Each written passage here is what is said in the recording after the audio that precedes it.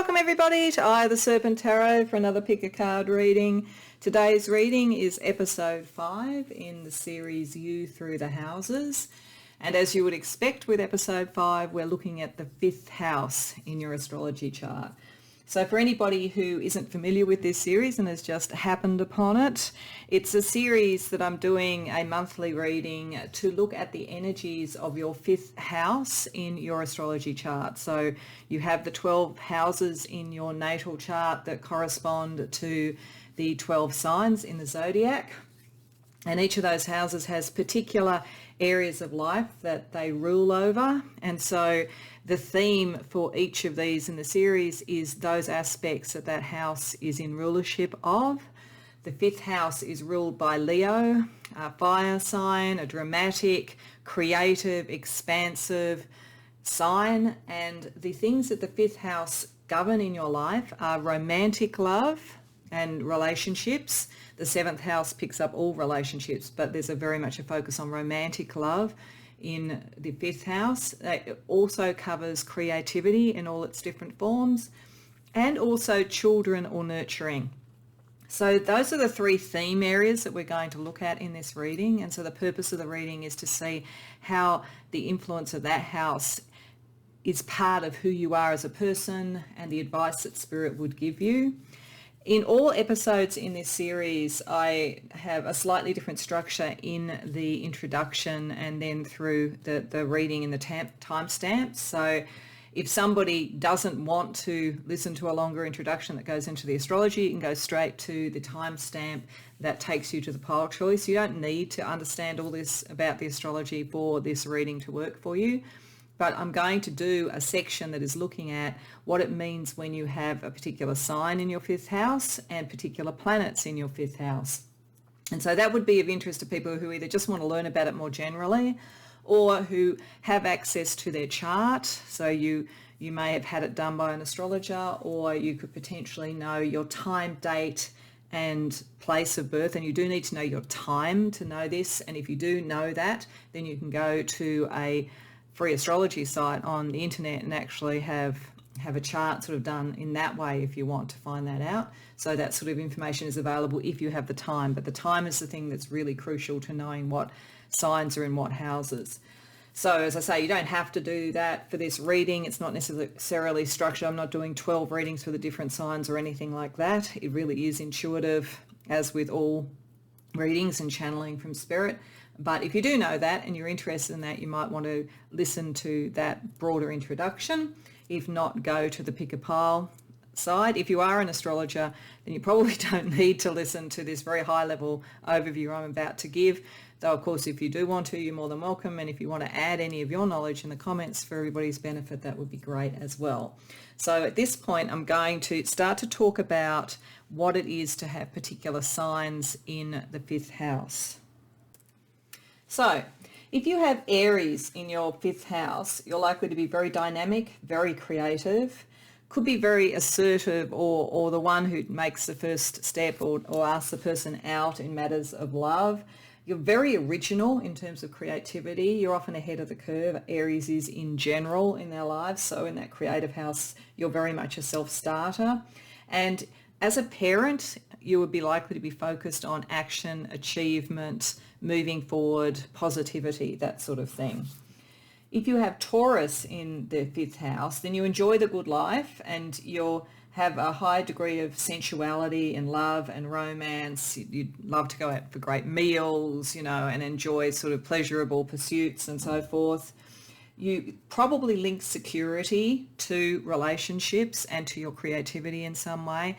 And Taurus can be a bit stubborn sometimes, so that may come out in either love relationships, it could come out in your creative vision and really wanting to stick to it, or it could also come out in the way that you want to raise children if you're a parent.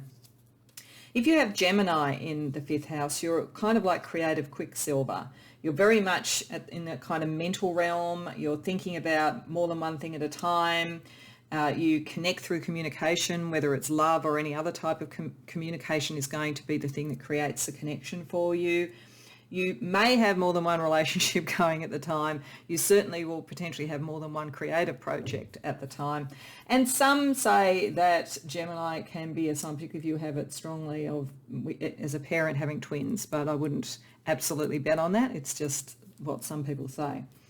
Okay, if you have Cancer in the 5th house, you're very home and family oriented. That'd be a big part of how this house works for you. You really want love and security and protection and for them all to be connected, and you're likely to be a highly protective and nurturing sort of parent. Your creativity is likely to serve the greater good as well. You want it to mean something emotionally and to protect or secure people in some way. If you have Leo, which is of course the natural ruler of the house, you're very dramatic, your creativity is centre stage. You could very easily be a performer or be drawn to the performing arts in some way. Very generous and demonstrative lover, but you do want attention and affirmation. You need to be seen, basically. You're never boring, however, so that's wonderful. If you have Virgo in the 5th house, you could be quite precise in your creativity. You could be someone like an architect or a designer. There's sort of intricate structural sort of sides to your creativity. You're very, could be a perfectionist, very much about precision in what you do creatively. You're very ecologically minded too, and you bring that into the sphere of creativity. You'd want to have practical, balanced, reliable sort of love relationships. You probably would enjoy healthy pursuits together and so forth as well, and you would bring that kind of very solid sort of nurturing, healthy energy to being a parent. If you had Libra in the 5th house, you will look for peace and stability and fairness in love, in your home life, with your children, with your creativity. You're very nurturing, very balanced. You'll probably connect primarily at first in the realm of ideals and values, which you will, and that would very much permeate anything that you did creatively. If you have Scorpio in the 5th house, you could be one of those people who has incredibly intense, maybe even bordering on obsessive love relationships, and certainly draw that sort of energy to you as well. All your connections are likely to be deep. Your creativity would have a touch of the psychological or the macabre potentially to it. With children, you're likely to be very much about understanding them and giving them a sense of themselves at that really deep level. If you have Sagittarius in the 5th house, creativity and love is a sort of expression of your freedom, your life philosophy, who you want to be in the world. You may have more than one relationship at a time. You may not necessarily want to have committed relationships or the sort of like nuclear family and all those sorts of things, because freedom is very important to you. You may do it. It's not saying you won't, and other things in your chart may tend you towards that.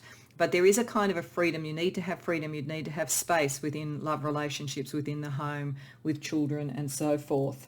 And certainly any creativity that you do is likely to have a very distinctly spiritual or philosophical flavour to it.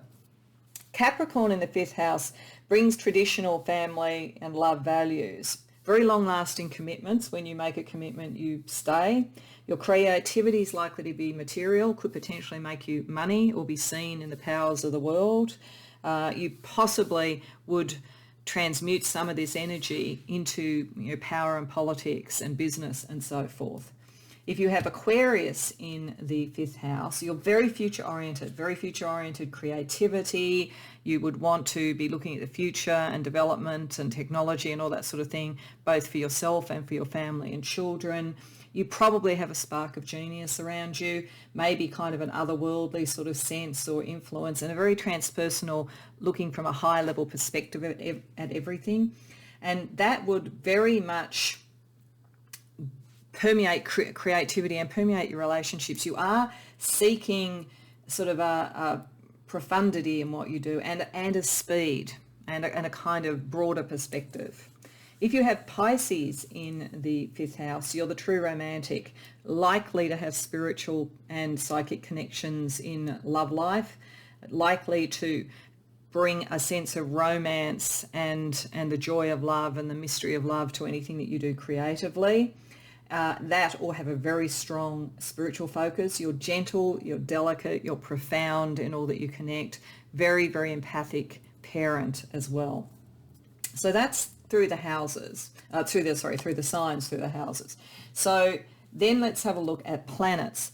So if you have the sun in the fifth house, you want to be noticed for your unique qualities, for your creativity, for the flair and drama of what you do and so forth.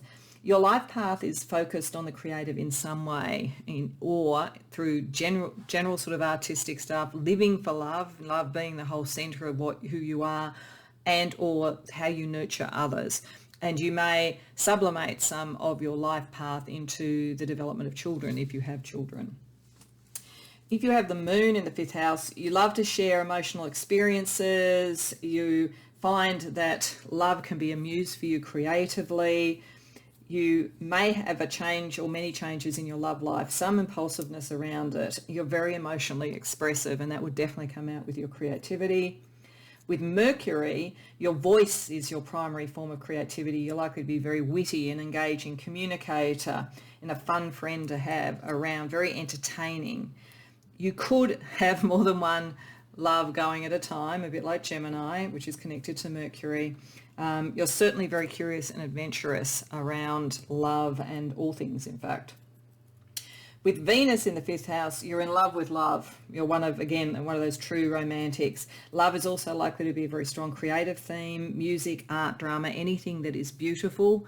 If you have Venus in the fifth house, it may say something about the gender of children that you have. There may be a female energy around that, and they're likely to reflect some of that energy that you have as well.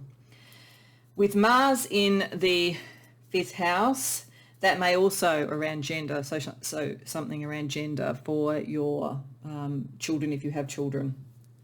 People with Mars in the fifth house love pleasure. They tend to be the pursuer romantically. You put energy into creativity or entertainment, can be a bit competitive with it, but depending upon how you use that could be exactly what you need to really manifest out of your creativity, for instance. If you have Jupiter in the fifth house, you're very generous, kind of playful, very warm, a great parent. You can make yourself prosperous through your creativity, and you're also a very talented teacher in these sort of realms as well. With Saturn always brings some degree of discipline. It brings discipline and form, so it certainly would connect well with any kind of creativity that needs form, structure, rigor, perfectionism, that sort of thing, but it also can discipline spontaneity. So if you are a creative person with Saturn in the fifth, you need to find ways to relax and enjoy life. And you also need to find a way to sublimate some of the seriousness of Sagittarius into your creativity in terms of themes or messages, for instance. If you're a parent, you could be seen to be a fairly stern parent, not necessarily bad in any way, but one who has very fixed ideas and rules. And sometimes maybe you'll need to relax that a bit depending upon the circumstance. In love, you're likely to be incredibly loyal. You're likely to have very long-lasting relationships. With Uranus in the fifth house, you have a high degree of self-expression, creativity and change. You're always going to love the new. You're going to love the different. You're all about what's coming next, and you may have a spark of genius to you in terms of your creativity and the way that you express yourself. With Neptune in the fifth house, you're imaginative, you're dramatic, you're probably very psychic, very romantic, very idealistic. You may sometimes not see clearly in some of these realms. There may be a sort of sense of either catastrophizing or romanticizing, and you may toggle a bit between the two. If you have Pluto in the fifth house, you're very intense, very deep. It's all or nothing for you, transformative in love, in creativity, in nurturing, all of those things. It's big ticket items, really big change, really depth to what you do. And then lastly, looking at Chiron as an asteroid that sometimes reflects wounds from our childhood. So when it is in a house, it may tell us something about where the wounds might be, things that we're working through, that we're healing in ourselves. And when it's in the fifth house, you might have had to be too serious or responsible when you were young. You might have almost had to be a parent, either the elder sibling, or if there were sort of issues going on with your parents that meant that they weren't always present to look after others, or you even looked after them on some level. There's something that made you very almost gave up some of that joy, fun, creativity, youthfulness quite early if you had Chiron there. And it can make you self-doubting because the creative and the joyous comes from the fifth house. So it's important to focus on reclaiming your inner child, reclaiming your youthfulness, reclaiming your innocence, reclaiming your joy. So that's, as I say, a very high level 101 astrology on what the signs and the planets in the fifth house can denote. Now I'm going to move in the timestamp to the pick a card section. So welcome to anybody who didn't want to listen to the astrology section, and also to those who were with me through it. We're now into looking at the different piles. As usual, I'll put down the numbers for those who like to see the numbers. So what I'm doing with this series, again, for anybody who hasn't seen the others, is that I'm using 4 readings, and I'm using the 5th minor arcana card to represent, from the 4 different decks that I'm using, to represent the 5th house. So in this case, I'm using different suits for each so that we cover all the elements. Now, this may help you choose if you know what element, like whether it's a fire sign or a water sign or whatever that you have in the 5th house, but that doesn't necessarily mean that's going to be the key focus of the reading. There's a lot of intuitively pulled cards for these readings. I don't know what they are yet. We'll see as we go. So really go where you feel most drawn. For each of them, as I say, I'm looking at the different elements. You may, in this one, because we're going to be looking at the 3 different areas, you may want to have a backup choice. I would suggest that mightn't be a bad idea, because it may be that you find that you get drawn to one that's going to show your sort of romance and your sort of nurturing, and another one that might show your creativity. But you do you. To help with this, the different decks that I'm using for the first reading, for pile number 1, I'm using the Wisdom of the Unknown Tarot, and I've got the 5 of Wands to represent broadly fire signs there. For pile number 2, I'm using the Rebirth Tarot, and I've got the 5 of Pentacles to represent earth signs. For pile 3, I'm using the White Fly Tarot, and I've got the 5 of Swords to represent air signs. And lastly, I have for pile 4 the Crooked Cat Tarot with the 5 of Cups to represent water signs. As I say, that doesn't necessarily mean those are the signs that would be most strongly represented, but you may find that as something that helps you choose. As always, once you know which reading or readings you want to go to, the timestamps are in the description box below, and I'll see you there. Welcome, pile 1, to your reading. So what we're going to do in this reading is we're going to start doing 1, 2 and 3 of the 3 key areas for the 5th house with oracle cards before then moving to tarot to see where are the strongest drawings of that energy for you, which realms are you mainly at this point in time working your 5th house energies with, and then spirit sort of advice about how to maybe connect in the other areas if that's helpful. We'll also then look at some blockages and how to free those as well. So we're starting firstly with your creative realm. We'll then do your love realm, and then we'll do your nurturing realm in broader terms, so parental or nurturing on a broader level if you're not a parent.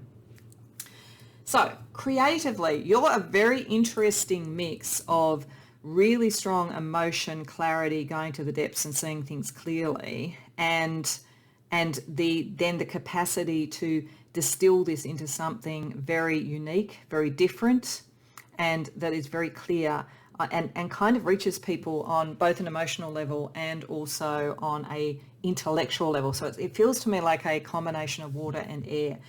And why I'm saying that is, and there's a very psychic thing around you too, a very spiritual thing. But firstly, going to the water and air, I feel like Amy Winehouse and Lady Gaga connected to mind here gives me that energy.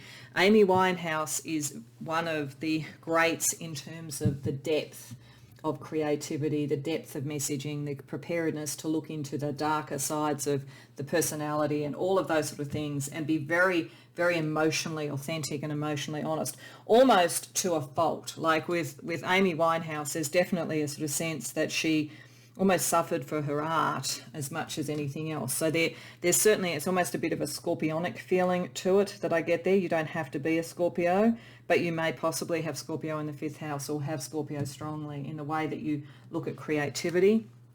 But then we have Lady Gaga, and she seems to me, she goes to similar levels as Amy Winehouse, but there is something very clever in a way about the way that she packages herself, the way that she can reinvent herself. There's a sort of a connection of her philosophy and her politics and her ideology through the mind, I think, to her creativity and to all the various elements around it. So it's very well thought out, it's very precise. Dramatic, all of those sort of things, all the energy that you would expect from a fifth house. So that's why I feel that you have that connected through your mind. I think your mind is your way of balancing those two, they almost pull you apart. They're pulling in different directions in terms of your creative energy, but it's in the center of the contradiction of the two that you find the creative genius. And part of that is because you do get a lot through psychic energy. You would channel a lot. So if you're a writer, you would write very fast and things that might be a bit prophetic. If you are a painter, you might paint something and from your imagination and then see a scene just like it very soon thereafter. If you are a musician, it may be that and music particularly connects with this because of the music of the spheres, you may well write music and lyrics that then have a real touch on something in the zeitgeist, again picking up both of these characters actually, because you have the angel of claircognizance around you. So there is a kind of knowing.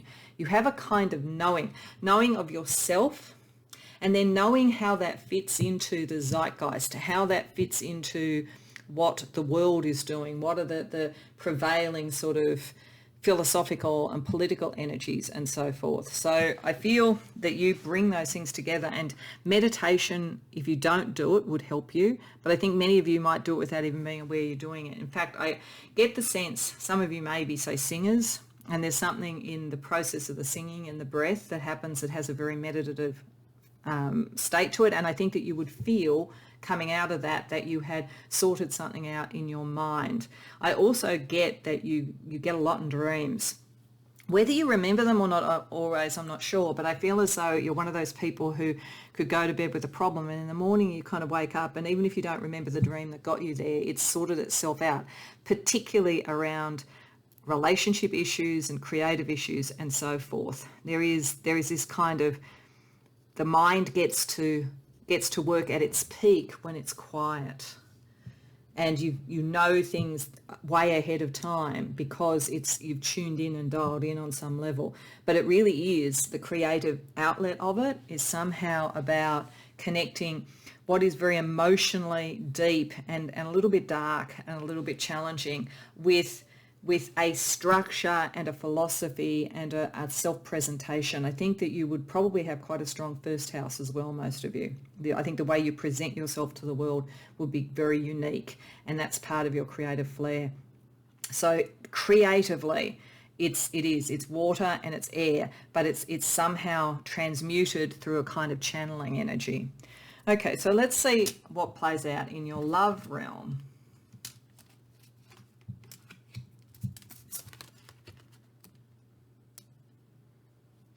Angel of divine timing, balance, daydreams. There, see, there's a connection. There's a connection between meditation, dreams, sleep, and so forth. Powerful and intoxicated. Okay, all right. So I think there's actually quite a strong connection between your creative instincts and creative abilities and your love nature. The angel of divine timing, I think here, connecting with the angel of claircognizance, says that you have a very good instinct for when relationships are coming in, with the nature of a relationship and so forth. You are likely to have divine timed love. That is, there is that likely to happen at least once in your life, possibly more than that. And you will have a knowing, you will have a sense of it coming in before it happens. You may very well be someone who gets a twin flame or a soul twin and you dream about it or know about it ahead of time. You literally may dream about someone and then meet them, that kind of thing. You are about balance in your love life as well too, because this is balance. That Amy and Lady Gaga was kind of balance. It was the balance between the authentic, deep emotion and then the way it's presented, the story that is being told with it.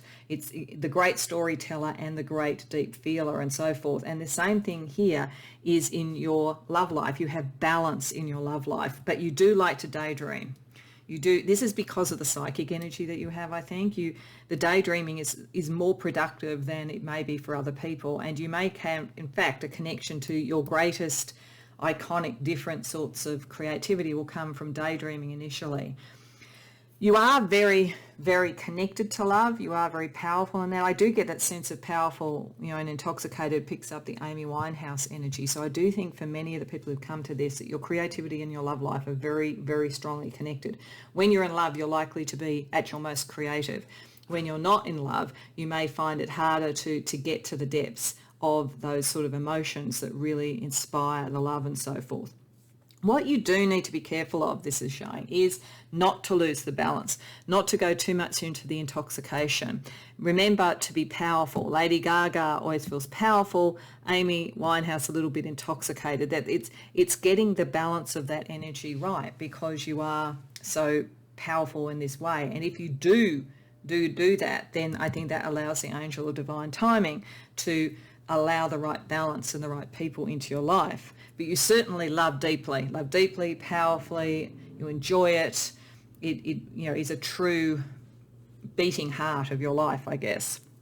So let's also then have a look at the realm of your nurturing. And as I say, I'm thinking of nurturing here more than necessarily being parents, though if it very clearly suggests some parental stuff, then I'll point that out, because I know that many people who come here probably aren't parents, so we want to cover that all across the board. So nurturing, angel of imagination, daydreaming. If you are a parent, then you will be able to pass on that sense of like brighter future, bigger futures, dream big, aim big, own your power. That's a very wonderful energy to be a nurturing thing. You would nurture and be a muse for others potentially, and inspire others artistically, creatively, and to be true to who they are.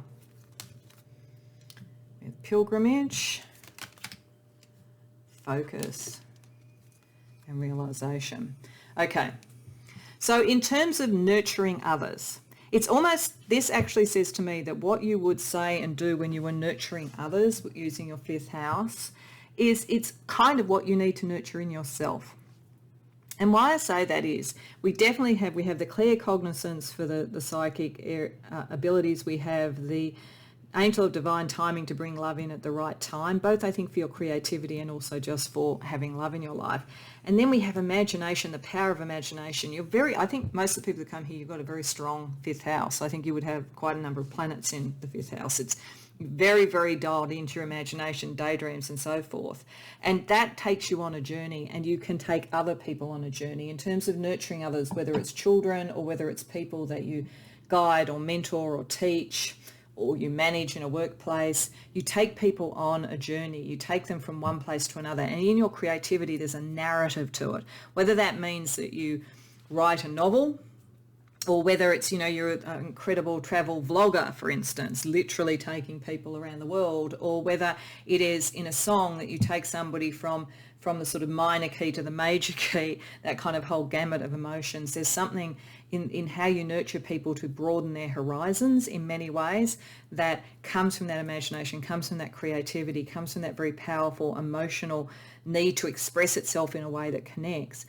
But what's important, what you would be saying to those that you are nurturing, is to focus and to have the realization of where the best energy is put. And that is why I'm saying that in a way you do need to nurture yourself with the same sort of precision to bring about the balance in the relationship, to bring about the sort of structure and capacity to bring your creativity into being and so forth.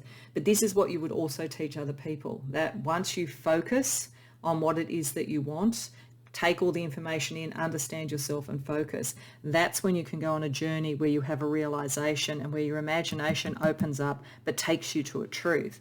So there's something very profound, I have to say, in your fifth house. That's why I say I think that the people who've come to this particular reading, you are very much driven by the fifth house, highly creative, highly romantic, or very much about parenting, nurturing, guiding others. There's a very strong part of you that's about that. And it's because you've probably gone to the depths emotionally and gone to the heights. You're a person of extremes in a way. And as I say, a person of water and air. It's those two elements that are really guiding your creativity and your love and so forth. So let's get into it in a little bit more detail. And it's interesting actually that came up because you came to the deck actually with fire. So this may be the missing bit, or it might be the thing that sparks the focus and the realization. But what we're going to do first is I'm going to shuffle and lay out tarot cards, and I'm going to look at them on two levels. I'm going to look at them firstly to see the balance of major and minor arcana, and then also the elements within the minor arcana, to have a look at what that tells me about where the focus is and the impacts are of your fifth house at the moment. And then we'll ask for Spirit's advice around how to make the most of that.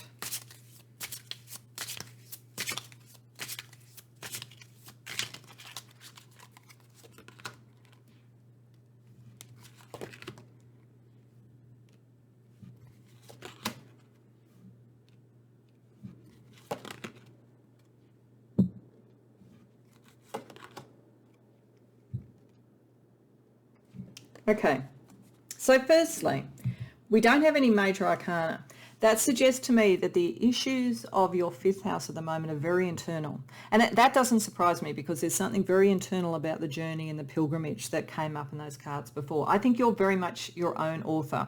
You're very much the person who decides your narrative. You're very much the person who would decide what you loved, how you expressed it, all of those things. You're not that interested in what the rest of the world thinks. Now, that could mean for some that you are not looking to create something, make it your career or whatever, because it's sort of like the external world is not impacting. It's very much an internal thing. Who you love, how you love, what you create, how you nurture is very private and very within you.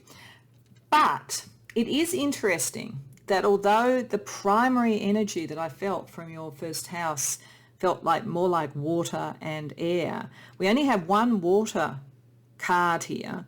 Then we have 2 fire and 2 pentacles, so 2 earth.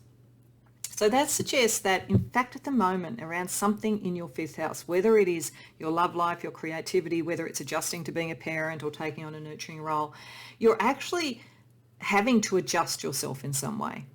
You're moving from that kind of internal narrative, the sort of depths and heights of feeling, emotion, self-expression, to something where you're either taking it out into a more competitive realm. You've decided that now it's time to really show it and use it and make it into something with the coins, with the earth energy that you could make money out of. And there's possibly triggered by an offer to you of some sort, particularly creatively or romantically, with the equestrian and water. So that's like the Knight of Cups. Or something like a relationship, like a new love, maybe making you shift how you express the energies of your fifth house. So, for instance, if you're someone who is strongly around air and water, as I said, for your creativity, but you have met somebody, maybe with that divine timing, who has opened up through the angel of imagination and to some degree your claircognizance, this sort of broader idea about what it could be to love, a longer term love potentially, one that is very, very passionate with another person as opposed to just your internal passions that you operate more naturally with in the fifth house, then this could be in fact getting you to focus more on those elements of creativity, love and so forth. In which case you will be focusing a lot on what are the material outcomes of this and how passionate is this connection. If it's not about a relationship, it could be a creative project, or it could even be that you have children who are very different to you. And so you're having to adjust some of your style, your parental style, your nurturing style, or students that you're teaching. But there's a shift in energy around this where you are adjusting on some level. Now, the good news is with the baseline of what you had, you are someone who can do that. You are someone who you have a sort of self-confidence around this that allows you to be a bit of a chameleon when necessary. Certainly with that Lady Gaga energy, she is a chameleon. She was able to change and become what she needed to be to express what she needed to express. So you have that in you. What this is saying in a classic sense around what's going on is that you may not fully recognize that in yourself yet. With the Seven of Wands reversed, that is a sense of, do I have the courage to make the change, to do what I want? And it could be it is about being more independent on a material level in some way. With the Nine of Coins there, that is normally, the self-made person, the person who maybe starts a business, or that takes a more material view on what they're actually trying to achieve creatively in this case, or with love. You definitely have the beginnings of whatever it is that you're trying to do. So if it's a creative project or a love relationship, there is a good foundation. But if it's a love relationship, you may at the moment be trying to work out how to have the freedom within that, but still have the stability. There is a great deal of passion. Whatever you're doing, there's something that's passionate about it, whether it's creative, whether it's in love, even whether it's around children. And because seekers are pages, that could be picking up a child. For some of you, it could be picking up particularly a fire sign child, or a child that is very creative in and of themselves. And you may be trying to say, how do I help them learn the creative energy that you have, if that's the case? But certainly there's an adjustment, and it's an adjustment that you are very well equipped to do, and that the offers or opportunities around you, I think, are very valid, but you don't fully rate yourself in this changed situation to the degree that I think you should, because I think you're more mercurial and chameleon-like than you're giving yourself credit for. So let's have a look at what Spirit's advice would be for you under those circumstances.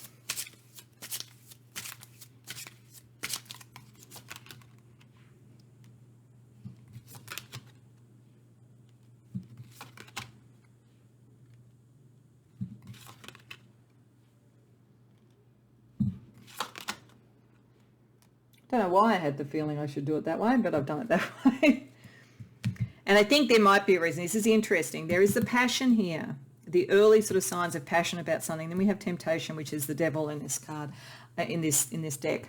I think that may be saying that part of this reluctance or part of the shift is are you being tempted by, or are you going towards something that will still allow you the freedom to be truly who you are, or is it something that will have too many restrictions or conditions on it in some way? I think that whatever the love situation is, or the creative situation, you are not feeling yet that you know what this looks like. Though it does look to me, Spirit, I think Spirit is saying you will very quickly find that out. So if this is around a relationship, you'll very quickly get to what's going on. And that doesn't surprise me, because I do feel with your initial cards we had that you do get to the depths and understand things quickly. You have that clear cognizance, you have that empathy, you have that psychic ability. But one of the reasons why there is an adjustment issue here around the material is that something has not worked out for you materially. It could be relationships have not lasted. It could be that you have, for some, it could be something like you've been trying for children and you haven't quite had the right cycle yet for that to occur. For others, it could be that you've had creative projects, but you've been too tied into contracts and the rules. You weren't able to be as free as you would like to be and independent as you would like to be. Spirit is saying that there is actually a very good opportunity around you at the moment in any of those sort of things. It's just taking a different perspective. It may take a little bit of time. I think you're so intense that you probably have most things happen quite quickly. And I think Spirit is saying you need to kind of just let things develop, let things grow. Let the Three of Coins become the Nine of Coins. Let the Seeker of Water become the King of Water. Whether it's around relationships or love, or even helping people to grow up or learn something, this is about time. And you can do that. You can do that without feeling trapped in some way, because there's something about, will I lose my independence? Will I have to live by other people's rules too much? What are the material outcomes of this, and so forth? But your emotions, your heart, go to your heart. Go to the Amy Winehouse feeling is what I'm feeling. Go to the heart of this. Once you have got the guidance from your heart, because of that mind, that excellent mind, you will be able to then negotiate the rest, and you'll get that different perspective. So it's a shift. There's a shift energy around you at the moment. So let's get just a little bit more energetic oracle advice around that. And then we're going to have a look at blocks that could be occurring. So firstly, some energetic oracle advice around your creativity, and then we will look around relationship, around love. So the biome and storms. So that's an interesting couple of cards to come out together in a way, because if you think about it, storms clear the environment, clear the energy, clear the way, give that kind of, allow the imagination to come out, the clear thinking, give the focus and so forth. I do think for many of you there is something a bit stormy, there is something a bit different, there is something that is going against the grain for you in what's going on at the moment. But it is, I think, to give you a different perspective. It is to open up your mind for the pilgrimage. It's sort of something that you would do for someone else, but you've got to do it for yourself and be prepared to go through the storm. The good news, though, is that anybody who has, say, Amy Winehouse and Lady Gaga together is more than capable of going through the storm, and the storm ultimately is cleansing and will connect you to the right love, connect you to the right creative people, connect you to the right sort of nurturing environments and so forth. And something very nurturing about the biome. It's the concept of nurturing Gaia, nurturing life itself in some way. If any of you have been wanting to start a family and found it difficult, I think this would be actually a very good omen that the sort of storm is going to pass, and that kind of sense of new growth is coming through. Okay, let's have a look at relationships. So looking, this is particularly around love energy around you at the moment. Got Judgment and Assumption. Oh, okay. So this could work one of two ways, and you'll know best which it is. One is that you may be around someone in a love life at the moment, and this could be causing the Seven of Wands reversed and the degree of adjustment you have to do, where the person is actually quite judgmental, and they are making assumptions about you and assumptions about how much you will shift. I'm getting, if that's the case, that's up to you in the end. You need to decide, is the love enough to be worth it or not?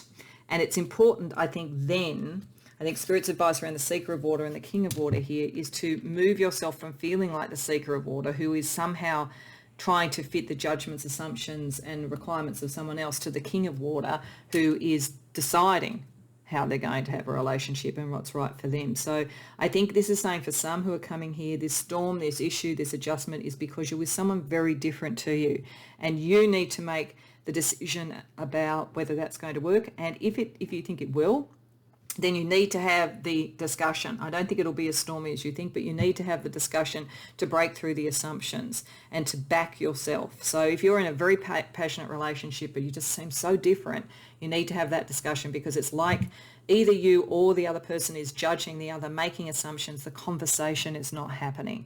If it's this is actually just about relationship. I was going to say around creativity, it might be a similar thing about the industry and so forth. So I'm just going to say that because it came through. But this is really more around relationships and love. So don't assume, don't judge. But if you feel either of those things are happening to you, then you need to have the conversation to clear the air and to claim your own emotional mastery. All right.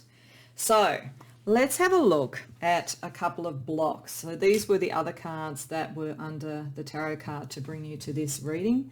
And these are meant to be any blocks that could be happening around your love life, your creativity, or around your nurturing in general. Sacrifice and Ghosts of the Past. Okay. So sacrifice to me definitely says that some of you, whether it's around a creative thing where you've got an opportunity but you're going to have to shift how you do things a lot, or whether it's around your love life, or even if it's around nurturing and you kind of are too self-sacrificial, there is something here that you need to face up to and think about. Are you letting go, with the Seven of Wands reversed, of a creative outcome, a business outcome in the creative field, a romance, because you feel on some level that you are meant to sacrifice, that you are meant to suffer? Now, remember Amy Winehouse at the beginning, the depth of emotion. Oh, sorry for a second.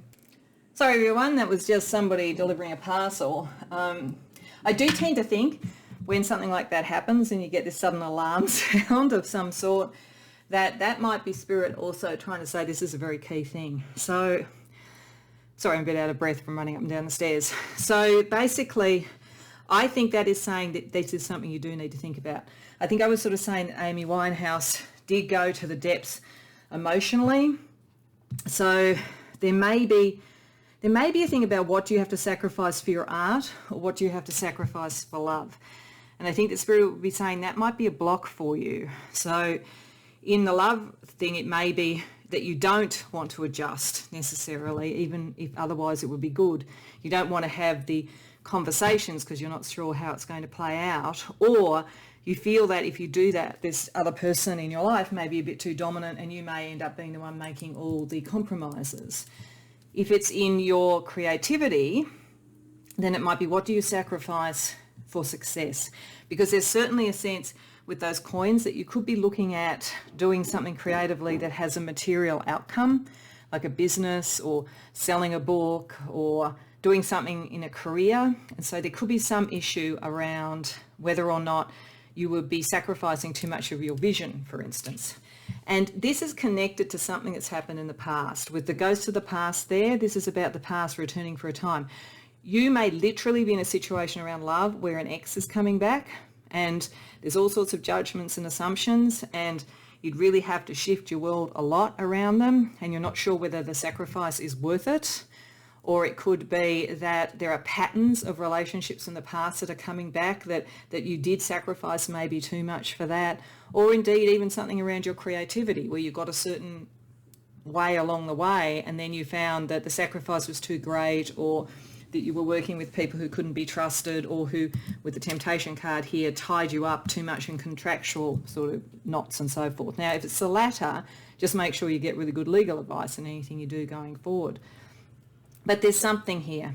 There's something has occurred around your love life, your creativity, or even around children. It could be that you're at a point in your life where you've actually sacrificed a lot of your creativity and all that sort of thing for your children.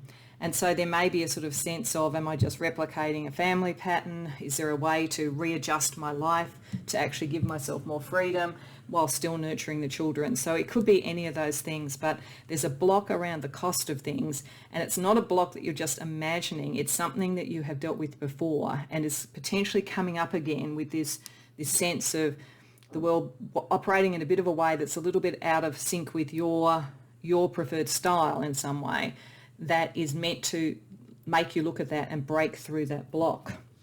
So let's have a look at how to break free. So firstly, we're going to look with some crystal chakra affirmations, and then we're going to use some other astrology energy to finish off the reading to bring it all together. So I'm just going to pull out a couple of crystal chakra affirmation cards to give you some energy and affirmations to make sure that these potential blocks around your fifth house energies are removed or relieved for you.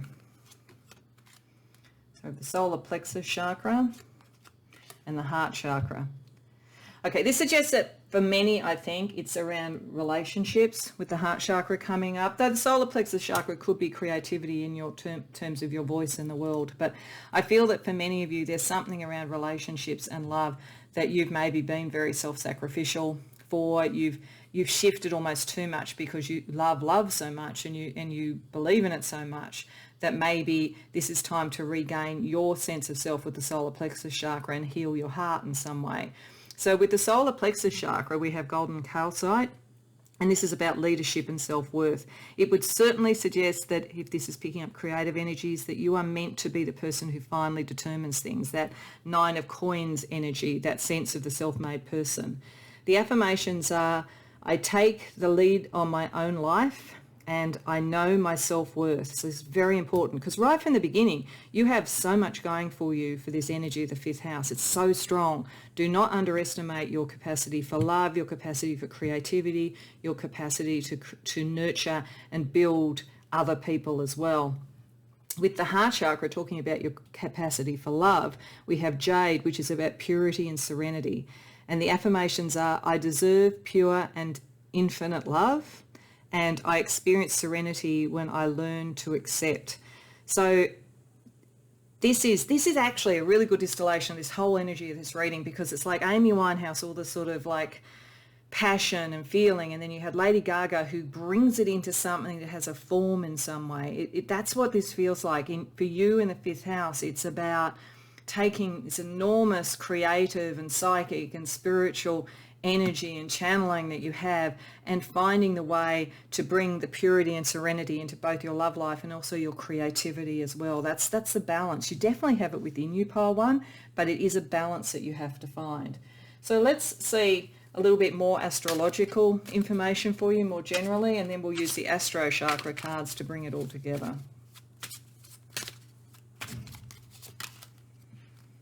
So we have Earth, and first quarter. So there's definitely something material going on. So it's either a relationship that has a real capacity to become a longer term relationship, to earth in many ways, to become grounded, or it could be that it is around moving creative stuff into a more material outcome, or it could be having children or something like that. The signs for earth are obviously Taurus, Virgo and Capricorn, so you may be one of those in terms of your sun sign. As I say, I do feel around your 5th house there's a lot of water or air, but there is a calling towards grounding something at the moment. And with the first quarter, things are about to pick up speed. There's energy coming through. There's definitely some sort of an offer or a movement. This is what is going to trigger this need to adjust to different circumstances, different people, different opportunities, different love, whatever it might be. So you're going to be called upon to make decisions and to align your actions and words, align your heart and your head too, I think, as well. So let's bring it all together with the Astro Chakra cards for you, pile 1.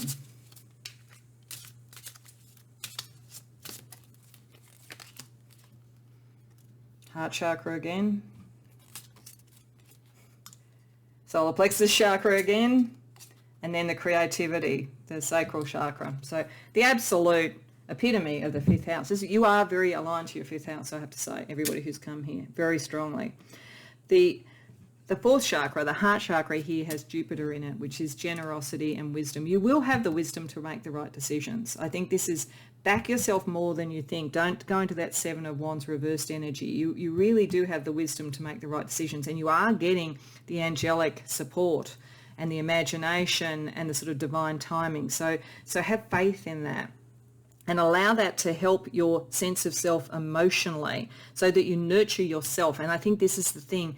I think you're very good at nurturing others. I think you also need to nurture yourself to reclaim your power with the 3rd chakra there, and then the creativity energy of the 5th house in whatever form it's going to be for you is connected to your heart and to love again, and creative self-expression. So if you are a creative person with this, with that Amy Winehouse sort of energy around it, you are always going to be in some way expressing something and creating something that is about love and that kind of energy as well. So connecting, that's why it's so important for your emotions and your sort of sense of wisdom in your heart to be part of this, to not be railroaded by things that are asking you to change. You need to be in the driver's seat and make those decisions. So pile 1, I hope that resonated for you. I hope that it was enjoyable, and if so, please like the video and subscribe if you haven't already done so. And if you care to share about this, I'd love to hear about it in the comments below. Otherwise, I hope to see you in future episodes of this series and more generally in future readings. Welcome pile 2 to your reading. So we're going to go through with oracle cards, 3 lots of oracle cards to look at the 3 different realms of the 5th house. We're starting with creativity, then we'll do love, and then we'll do nurturing in general. So in terms of creativity, you are a true original. You are someone who, there's a very strong sort of sense of air, Uranian sort of genius, the sort of the electric, the unusual, the unknown around you. You have the angel of new beginnings, so you're very much about the new. Anything that you create is very original. You're sort of someone who would not, watch 5 different movies in a genre and then do your version with similar characters with different names. You're someone who would break the rules of the genre and mash it all up and bring something that people were excited about and new. You're that kind of creative energy. And also very, very passionate and very, very earthy. A kind of combination with Tina Turner of fire and earth, I think. That's sort of very sensual, very direct, very, again, fast moving. That sense of her, that very fast dancing, that high level of energy, along with Jimi Hendrix with that sort of like genius on the guitar. Very connected to your senses. You're probably highly kinesthetic.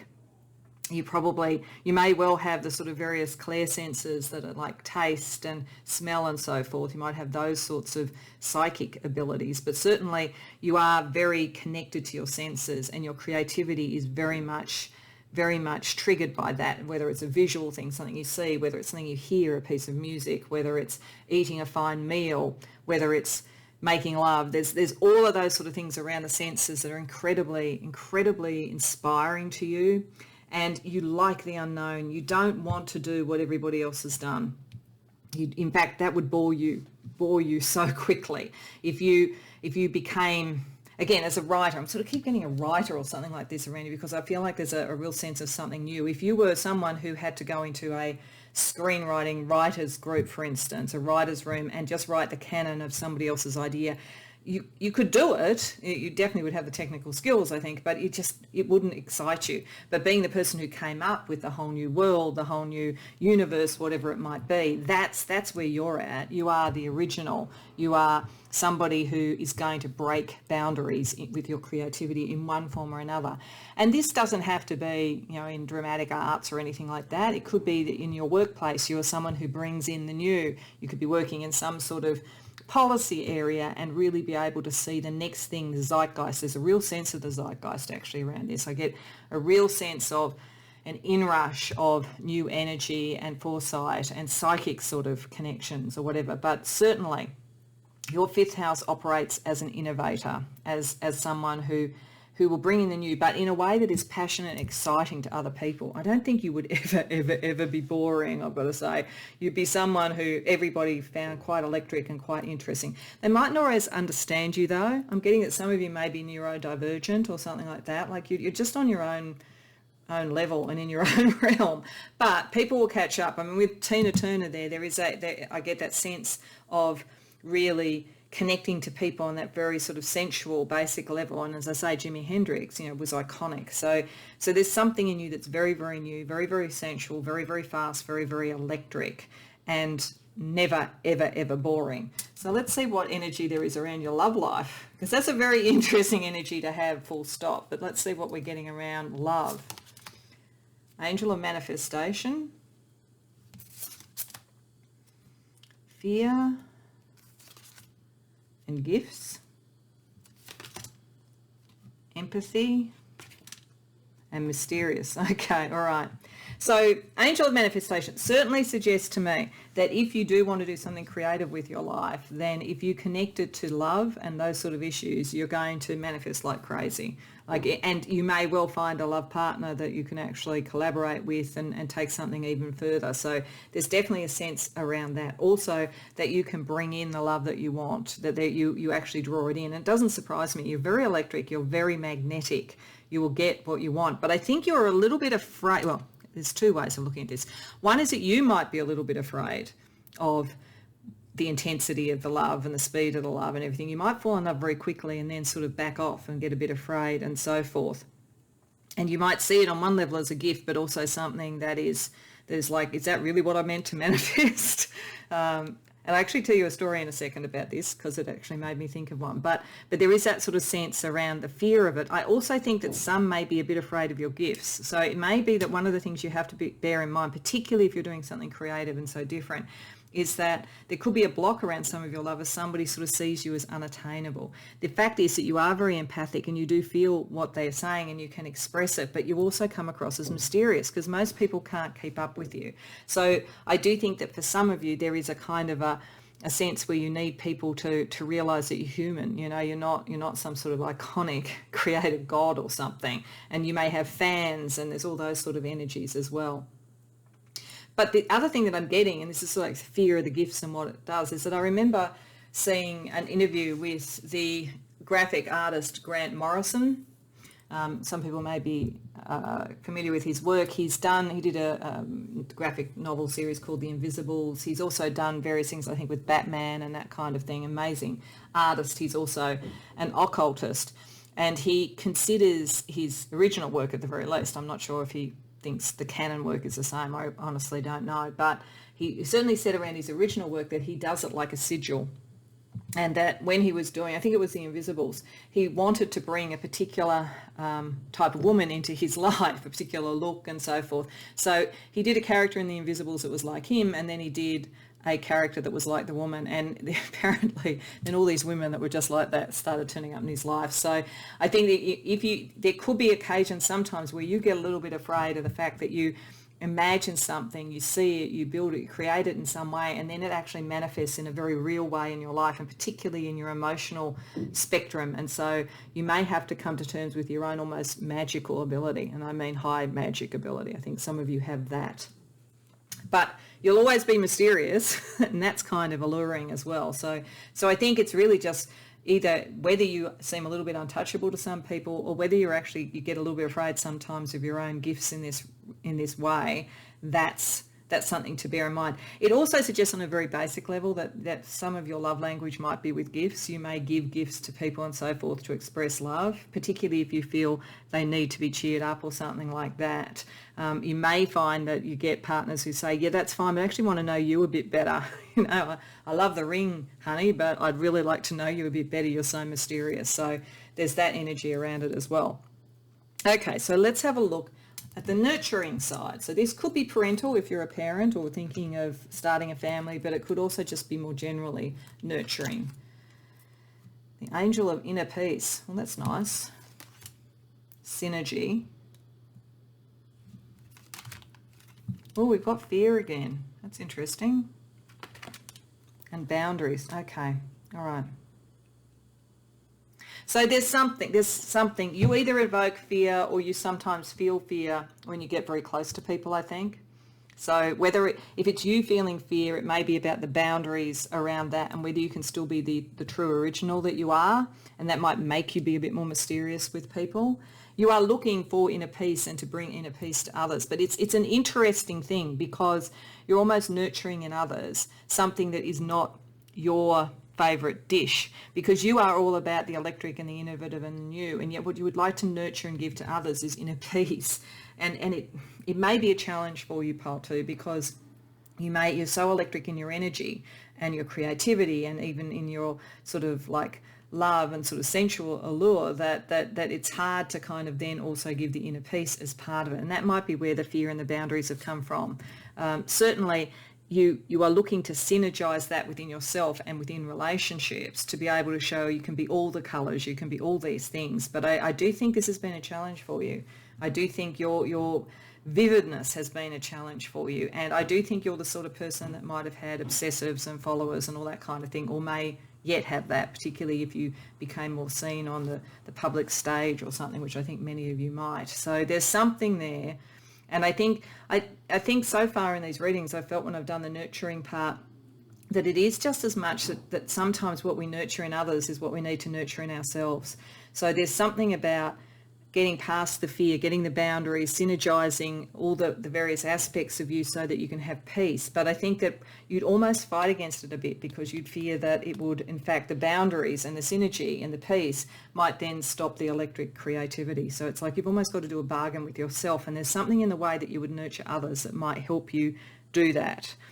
So let's have a look at what we have with tarot. So what we're going to do firstly is we're going to lay out cards, and we're going to look at the balance of major and minor arcana and also the suits in the minor arcana, just to get a sense where some of the key energies are around your creativity and your love life.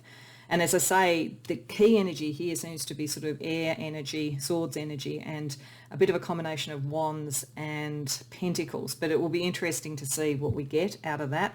And with major arcana, it will say if there are major external factors that are impacting on it. And then we'll ask for Spirit's advice.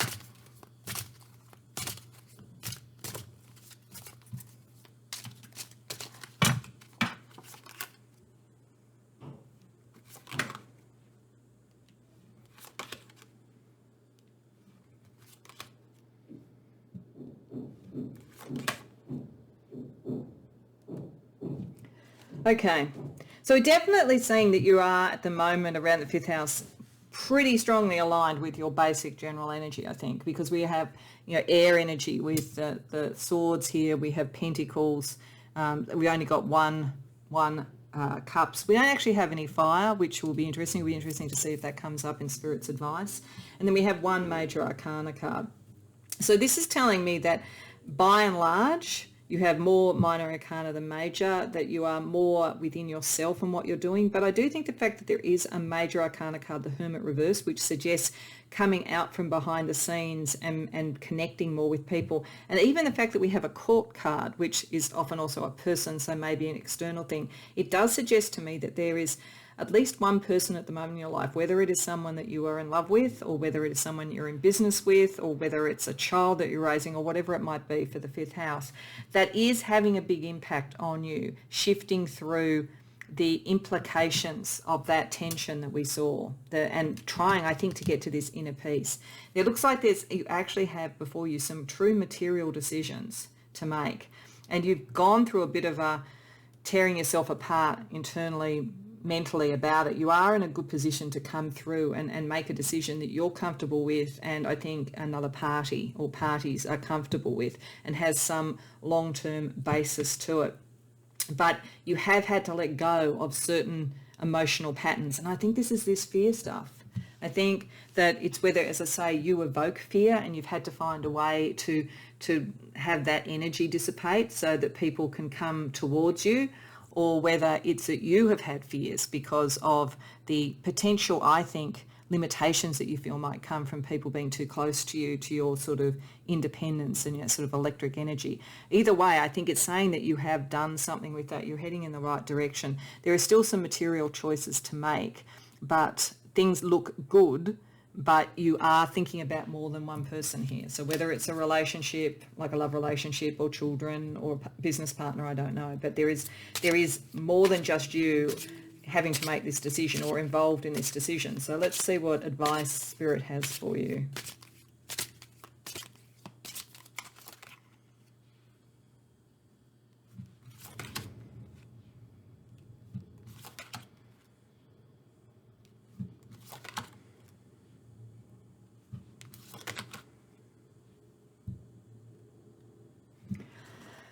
Okay, so I think for many people who've come here, this is probably more around creativity and business than it is around love, though I will talk about both. But the reason I'm saying more around it, I feel as though with the King of Pentacles here, and then the Emperor here, and then the King of Wands reversed, and even the Hierophant reversed, I feel as though there's some very material decisions around things that are creative, whether it's in your workplace, doing something creatively, whether you want to start your own business, whether you are making creativity your business, and there are people that hold the purse strings, I think, or hold they're industry gatekeepers or something like that. There is definitely something on the table around that, and it is a little bit less traditional than usual, or that's probably not a good way of describing it. It's a bit like the difference between maybe going and getting traditionally published or doing self-publishing, but maybe through some sort of distribution channel, for instance.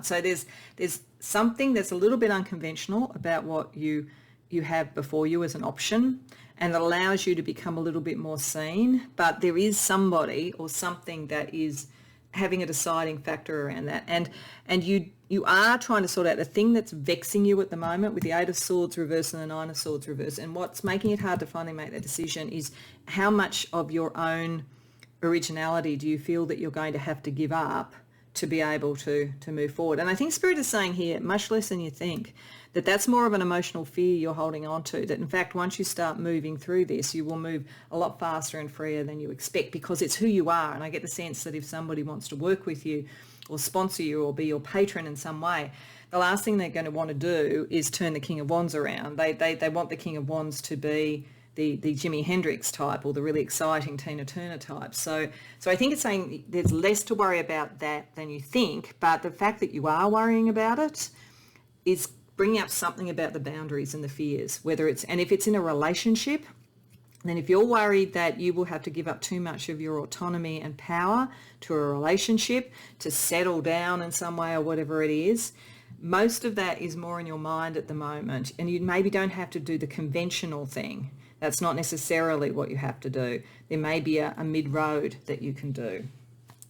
All right, so let's have a look with a bit more oracles around these. So we're going to look at a couple of oracles, or a couple of cards from an oracle, to look a little bit more around creative energy, and then we're going to draw a couple of cards from another oracle around relationship for the love energy.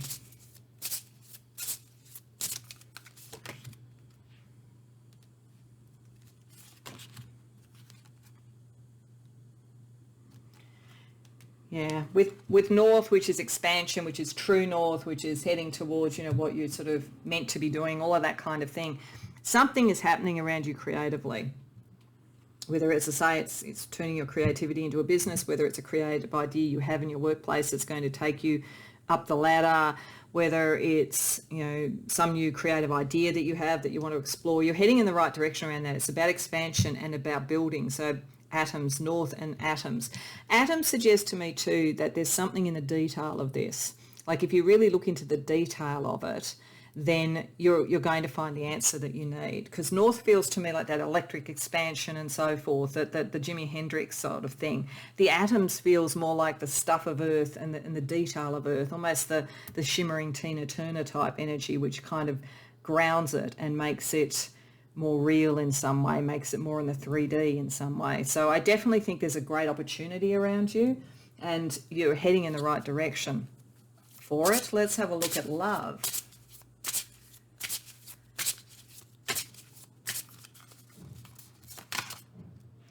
Time apart, surprise.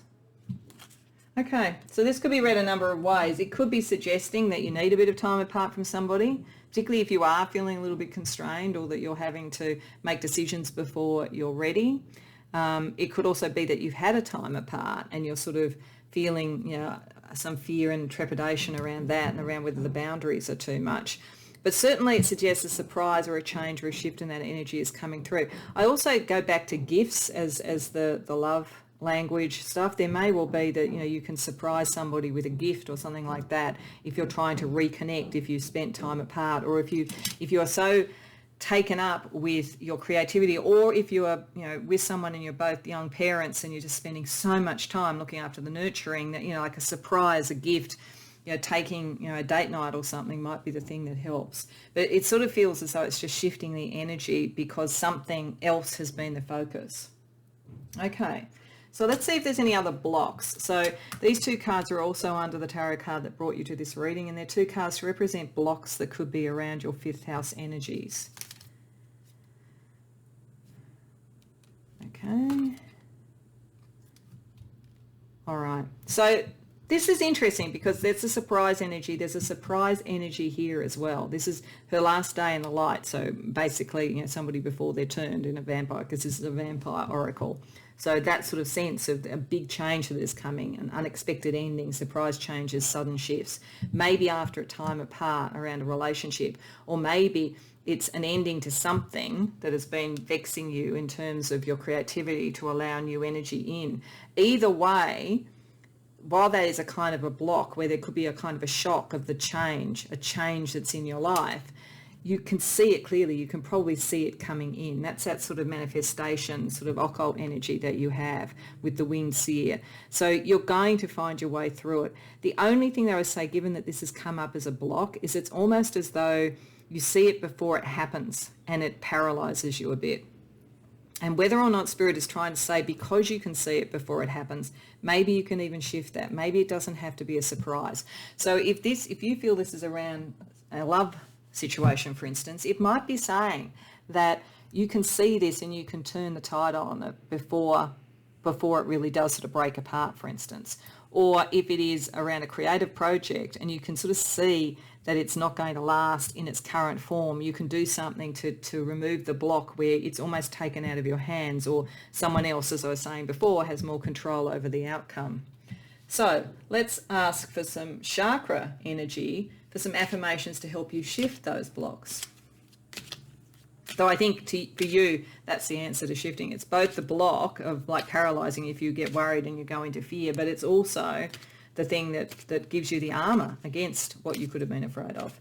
But let's get some crystal chakra advice for you.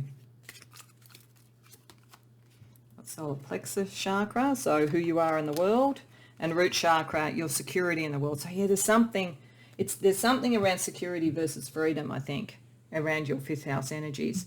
The solar plexus chakra, which would really be the freedom and the self-expression, has the sunshine aura quartz, which is about rejuvenation and expansion. So again, expansion. Something is definitely coming in for you, I would say, creatively or in terms of love.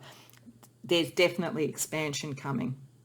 if in fact, and the other thing I'm getting around the nurturing is if you are someone who's trying for a family, then I'd say it's definitely coming, like expansion in a very literal way.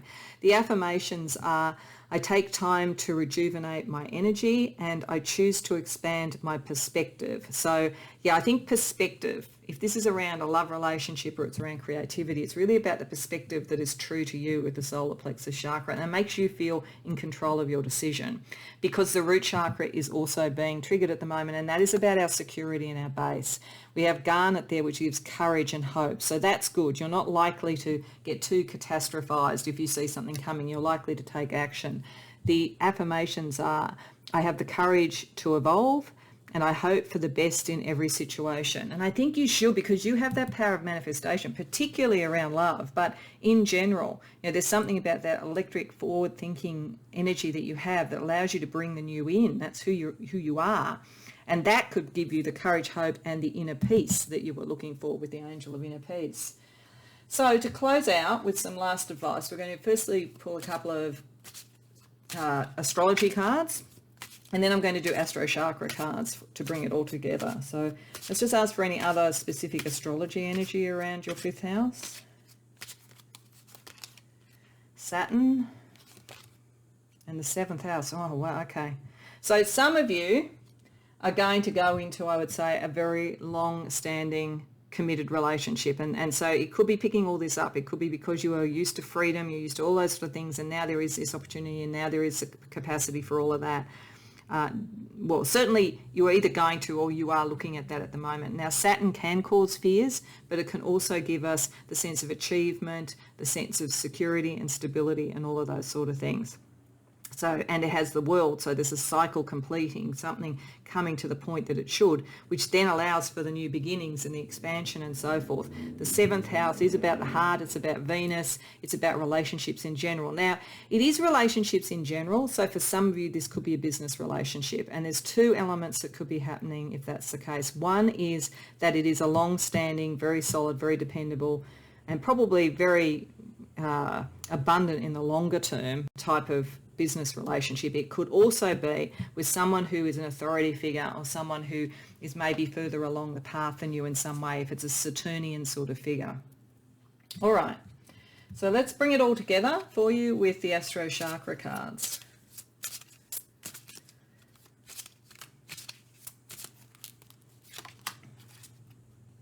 There's the root chakra again.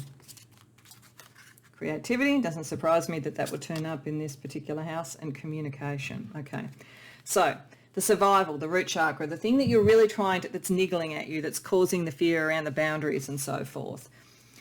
That chakra has Neptune in it, inspiration. Inspiration brings a reward. So I think what that is saying is that don't worry about the kind of the foundations of your life, because your inspiration, your newness, your Neptunian energy, your Uranian energy, your genius really will bring you the reward that you need. It will come through your creativity with the 2nd chakra, and again about what's unique about you, because we've got Uranus there. So that's all about change and individuality. You are the shock of the new, and you communicate it using the throat chakra, again with Uranus, and again about your originality. You are, as I said right at the beginning, you are the archetypal original. That's who you are.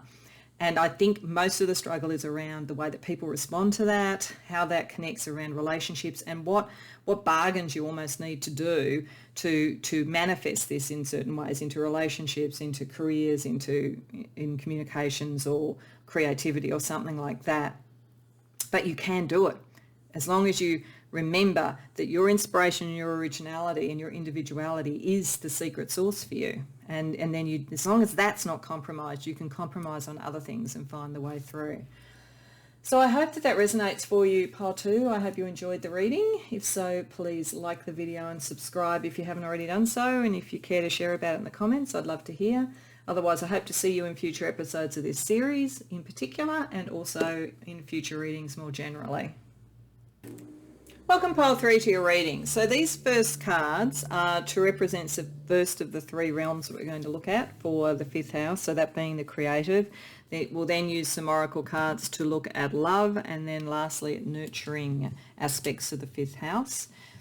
So this, with your creativity, is very interesting. You are very much you're very unafraid, I have to say, creatively. Very unafraid and very determined, and you will go to the depths and you channel stuff. You channel stuff from very, very significant levels with the void here. Like you have a kind of a darker edge to your creativity rather than a lighter edge. I have to say, you are likely, if you were a writer, you'd be more likely to be a horror writer than a rom-com writer, for instance. If you are spiritual, you are able to be almost like Persephone and go into Hades rather than necessarily always in the angelic realm. So you certainly have angelic connections and so forth, but it is about determination, as this says, the angel of determination. You will succeed.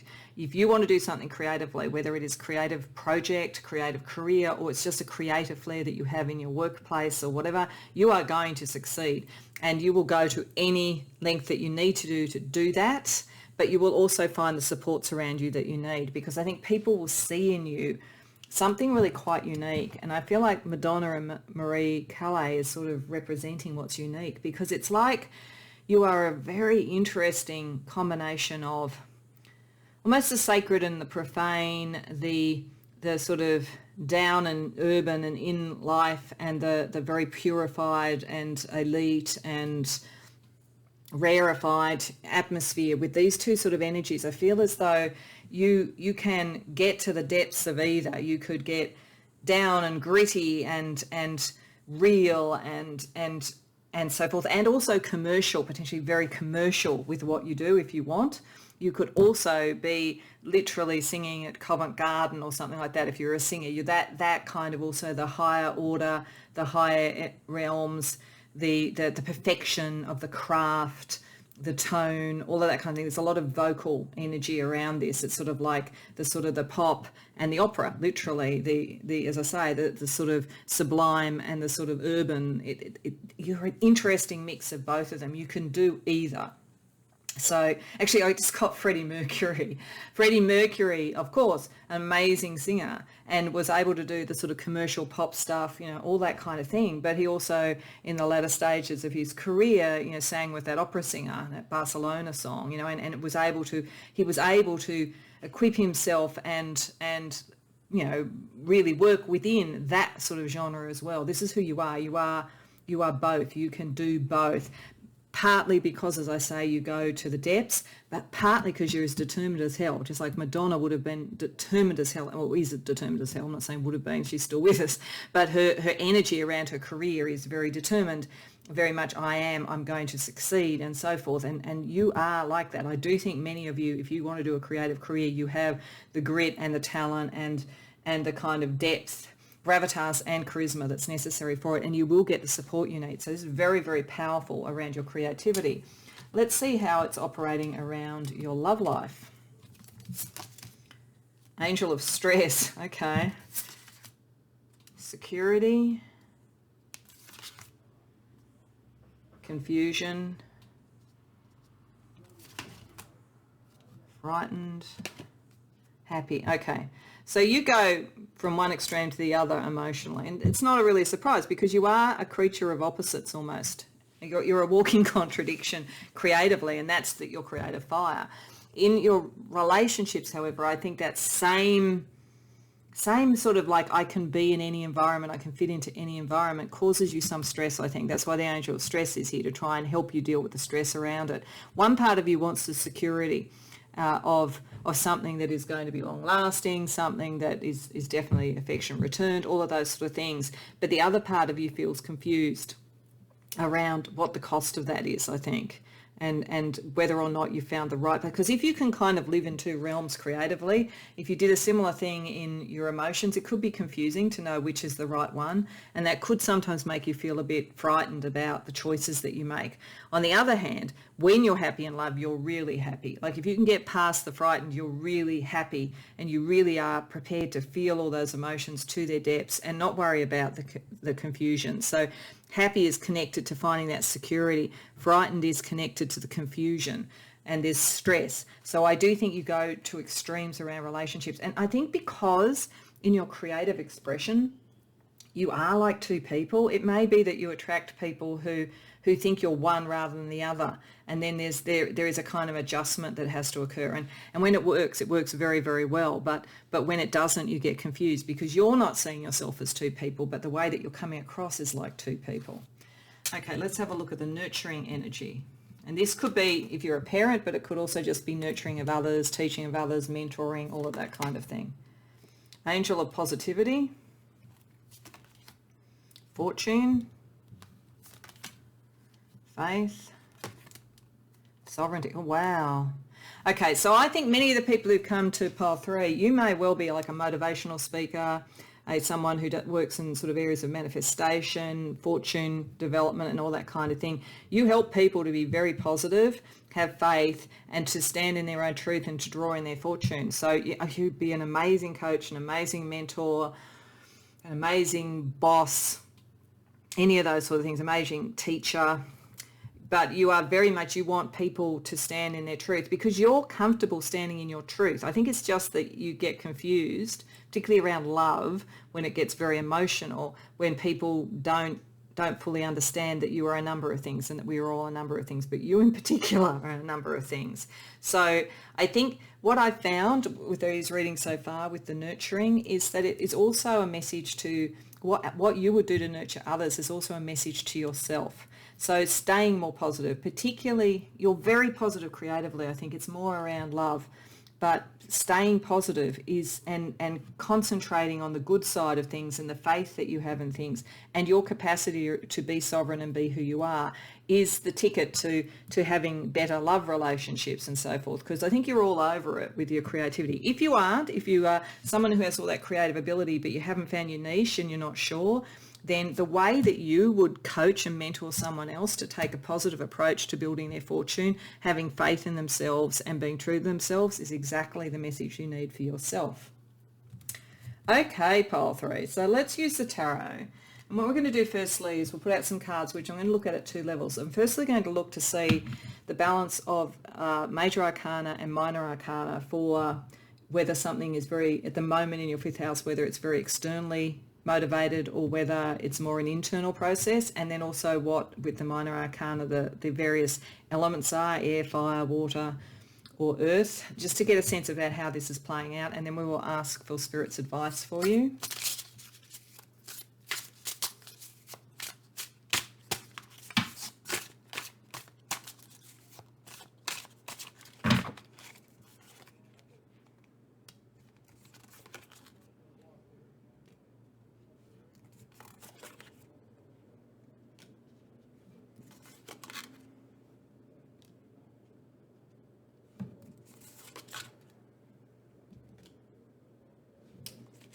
Okay, so it's almost an even balance because I'm doing 5 cards, so it's never going to be exactly an even balance. But the fact that we've got 2 major arcana suggests that at the moment around aspects in your 5th house, and this could be your creativity, it could be your nurturing, or it could be your love life, or it could be more than one aspect that's connected.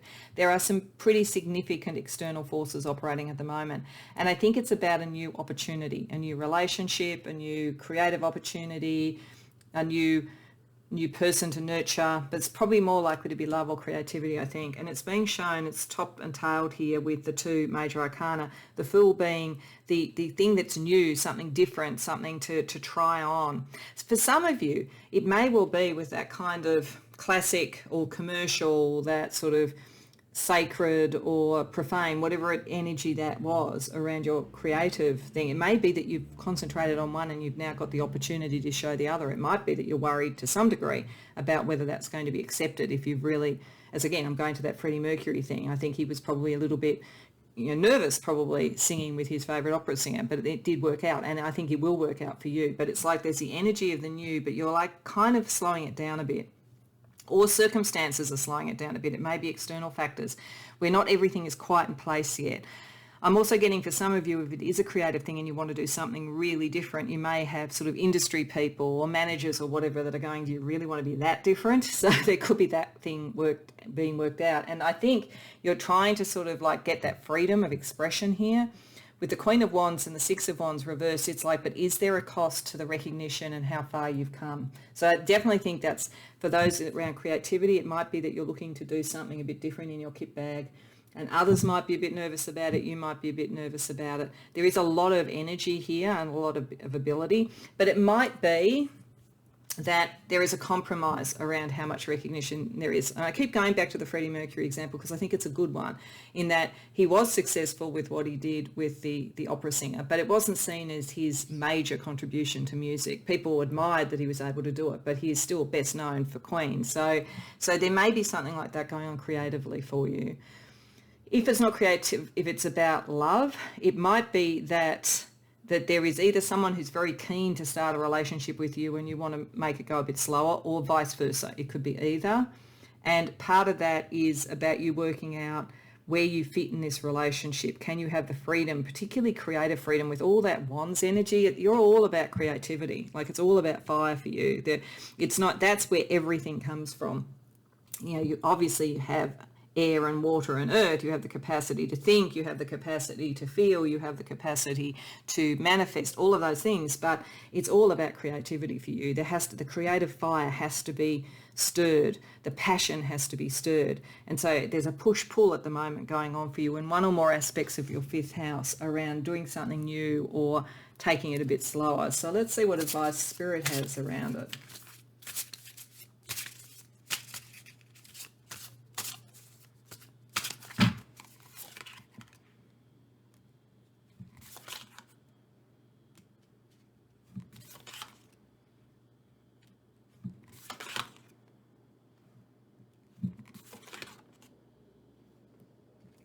So I think Spirit is saying, don't worry about the fact that the Chariot is reversed. Take a little bit of time out. Meditate on this a bit. You are a little bit someone who just sort of, you're so creative, you're so quick, you just go with it. I think that Spirit is saying, like, take the time to contemplate, you know, what are the choices and what are the implications? Because there's something around you at the moment, be it a relationship or creative, that maybe doesn't have longevity to it. It could still be a good thing to do, but it may not be an investment in the future. As I say, if it's a side project creatively, it could still be a wonderful thing to do, but it's not necessarily going to be as important maybe as some other stuff that you have been doing or that you're focused on. There's something that may not return a complete investment, but it's okay. You know, just take your time out to think about that, to make a decision about what's the creative message that you want to bring forward, what's the creative journey you want to go on. And it's like, it's finding this balance. Like, I think there's something in this balance around your creativity, actually, because Temperance reverse feels to me like Madonna. It feels like that really very sensual, in-your-face type of energy. It's not balanced. And I'm not saying she's imbalanced, but it's that kind of very, I'm here, I'm loud and I'm proud sort of thing. Like it, and then you've got the Hermit, which feels more like the Maria Calais. You know, it's very much about the beauty of the tone and the perfection and the strength of the voice, but that kind of very distilled sort of feeling. And I think you're both.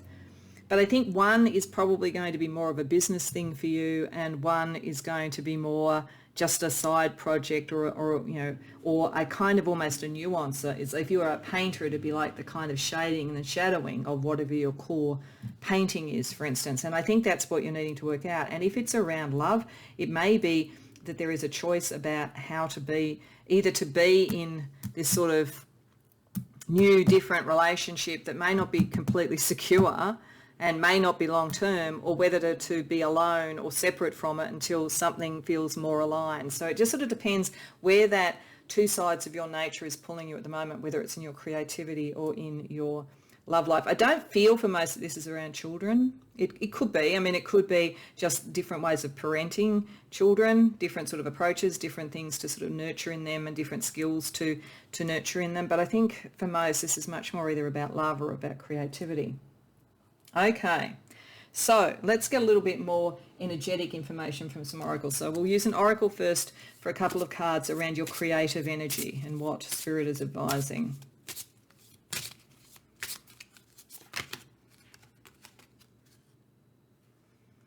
Got Ice or Purity, which I feel kind of picks up this Four of Swords energy. And then bushfires. See, there you are. You're the opposite all the way through. There's something about you. You'd be fascinating, I have to say. Creatively, you're always going to be about opposites. Like, that's about as opposite as it gets. This is all the fury, the passion, the change, all of that kind of stuff. And then the ice is the perfection and the stillness, and the hermit energy, and the temperance reversed.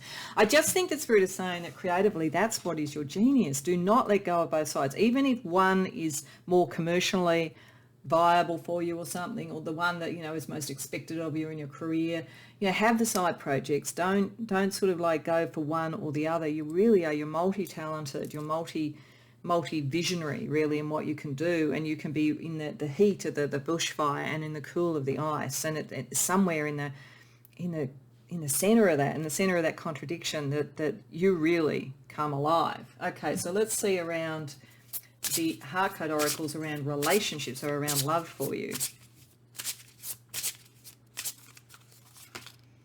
Commitment. Safeguard. Okay, so that may say that for you in love, the commitment is important.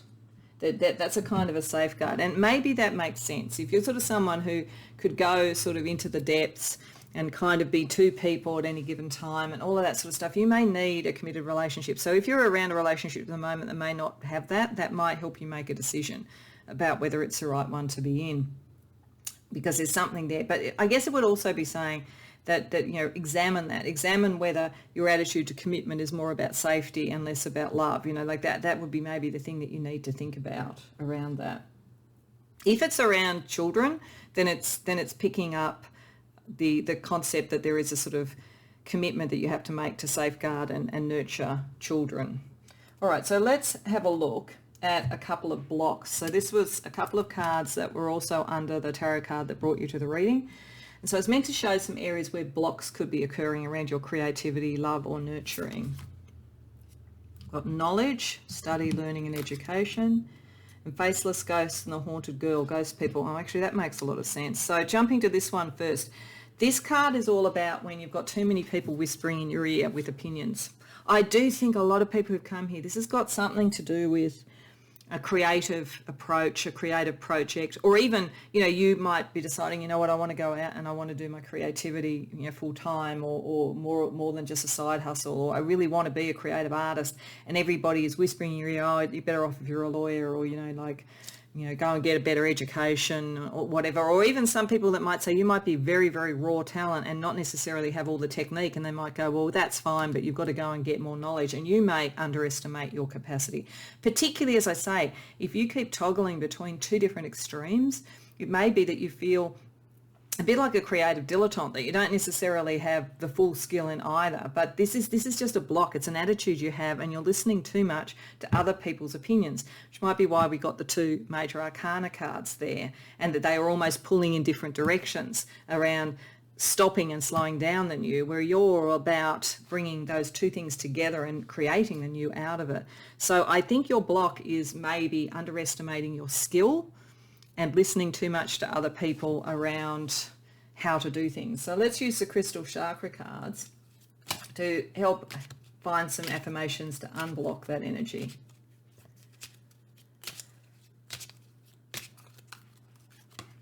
So we have throat chakra, which is all about communication, you're speaking your truth, and the solar plexus chakra. So yes, all about who you really are. So the throat chakra here has angelite with it, which is about acceptance and wholeness. And I think there is something here, accepting that you are whole. You're not drawn in two different directions because there's something wrong in you. It's actually one of the things that's part of your genius, that capacity to be both, but accepting it and feeling whole. The affirmations are, I accept what I cannot change, and I acknowledge the wholeness of my being. So yes, if you had wanted to maybe have one more than the other, actually it's reminding me of something else. I once had a supervisor really early in my career who said he was one of those kids at school who, when he went to the career counsellor, they said, well, you could do anything. And that was supposed to, that's supposed to make him feel really good and he can go off and do whatever he wants. But he said it had the opposite effect, because then he thought, well, what do I choose then? So I think there may be acknowledging the wholeness of your being and the fact that you are multi-talented, and that maybe it's always finding that balance in the centre of the contradiction, as I said. Over here with the solar plexus chakra, we have septarian, and it's about correction and regulation. So the affirmations there are, I correct my faults and move on, and I control my emotions. So that may be picking up this energy. If somebody has been getting in your ear about knowledge or skill, then correct that, build the skill up, but don't stop moving. If somebody has tried to trigger your emotions, then use your knowledge of people and what's actually going on not to have that happen. Hold yourself in a degree of regulation, which is probably you need to when you're vacillating between two extremes at all times. All right, pile 3, let's get some other astrological information for you.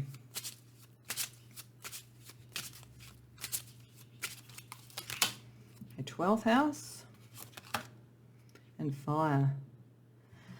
Okay, so fire again. You're all over that. I would not be at all surprised if you're Aries, Leo or Sagittarius, or that you have it very strongly, or that you have a fire sign in the 5th house. It's one or more of those things, because you are creativity personified, actually. That's who you are. Passionate, assertive, spontaneous, all those sort of things. But I do think you keep a little bit of it to yourself with the 12th house. It's a little bit hidden. And one of the things you may need to think about is bringing all that out, bringing all your colours out in some way. There may be certain aspects of you that in love, it could be, different sort of gender associations or preferences or whatever. There's something that's a little bit hidden that you keep some of that passion and some of that fire under wraps, and you may be now looking at a scenario where you need to be a little bit more out in the world with it potentially. Certainly with the planet Neptune there's that sense of sort of psychic and empathic understanding of the environment that you're in. Okay, let's bring it all together, pile 3, with the Astro Chakra cards for some final advice on the energies that can best help you get the most out of your 5th house. Love, the 4th chakra, heart chakra, the crown chakra, and the foundation, so the root chakra. So you're right from 1 to 7. So you're covering the gamut, which doesn't surprise me because that's what you do. So the thing maybe that's the point here. The sacred and the profane, the commercial and the elite, the sensual and the spiritual. This is you. You're really interesting. So if we go to almost that Madonna-esque sort of like the sort of more earthy, sensual sort of thing around the root chakra, remember here that you've got Neptune inspiration, so you have a high degree of inspiration at that kind of level, which connects to Neptune around your heart, which is about forgiveness and inspiration and so forth around your heart. But you're going from Neptune as an inspiration through to how you actualize it with your spiritual connection with Mars and having accomplishment. It may be suggesting for many of you that the thing that you'll most find accomplishment and acclaim in is those areas that are more like Maria Calais, which doesn't mean you have to be an opera singer. It just means that kind of more elite level potentially, but you will still also be able to connect to the other side of it. It's just possible with Mars putting the energy there. But the main thing is that at the end of the day, you're connecting with both, and that's where your Neptune inspiration is, and you need to do what your heart tells you. But I think you need to forgive yourself if you do determine which to put the most energy into, that you're not betraying yourself, or you're not betraying a love if it's not going to be quite what you need and have the longevity that you need and allow you to be able to be the two sides of the extreme that is in your personality. So I hope that resonates for you. It's a very, very interesting energy. It's tricky, but it's amazing. Like, it really is. And I definitely think if you want to do something creative with your life, you would be amazing. So I hope that this resonates. I hope you enjoyed the reading. If so, please like the video and subscribe if you haven't already done so. And if you care to share in the comments, I'd love to hear about it. Otherwise, I hope I see you in future episodes of this series and more generally in future readings. Welcome, Part 4, to your reading. So these first cards are meant to show the nature of your creative realm. So we're looking at the creative realm, the love realm, and the nurturing realm for the 5th house. And so we'll look at these, and then we'll look at other oracle cards for the other two before moving to tarot. Your creative realm is interesting. You are, I think, someone who is here clearly to transform and to bring clarity and so forth to people through your creative ability, your creative expression and so forth. You are a classic. You are a classic, a rule breaker, but a classic, because we've got Elvis Presley and Nina Simone, both extraordinary technicians, extraordinary musicians.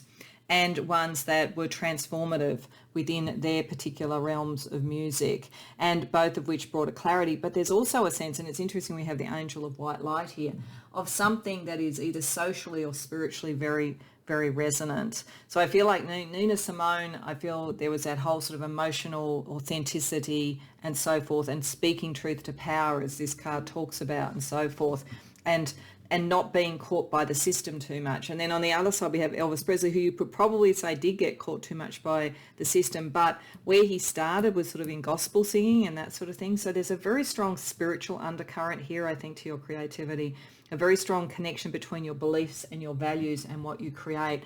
But it is about transforming, social mores, transforming sort of spiritual beliefs, transforming people's lives, bringing clarity, bringing white light. I think that you could very easily be something like a journalist who brings truth to power. You could be a writer who writes something that really shifts people's understanding, like a Jane Austen, like that incredible mind that looked at her particular social culture and was able to sort of create classics. And there is something classic about you, but also something that is very much around shining a light on things and having people understand something at a deeper level because of what you create. So I think you're a great communicator. I feel a lot of air energy around you. I feel also water. It's a combination of air and probably water for emotion and so forth. A little bit of the sort of fiery volatility as well, and the transformative energy, a little bit alchemical.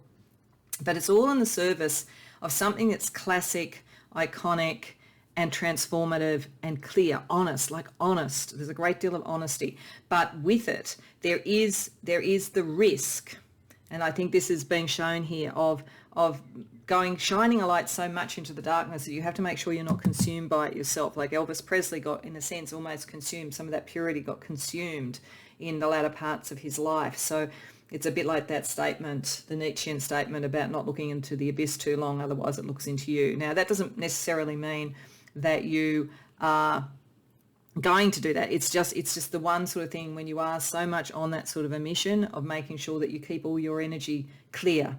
And clarity for yourself is just as important as the clarity that you bring to others. Because if you get drawn into the successes and that sort of like flattery of the world, then some of that purity could be lost and so forth. And some of that beautiful technique could be lost as well. So I think that's your challenge potentially creatively, because you may go to places that other people don't go to. You may shine a light on things that other people aren't strong enough or brave enough to do. But it is always that kind of, those who fight monsters type of concept. So let's have a look at seeing how that operates around your love life.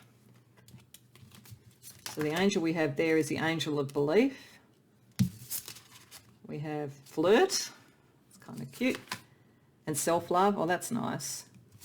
And then we have anxious and honest. Okay, so you are honest. This is the thing. You shine a light on things.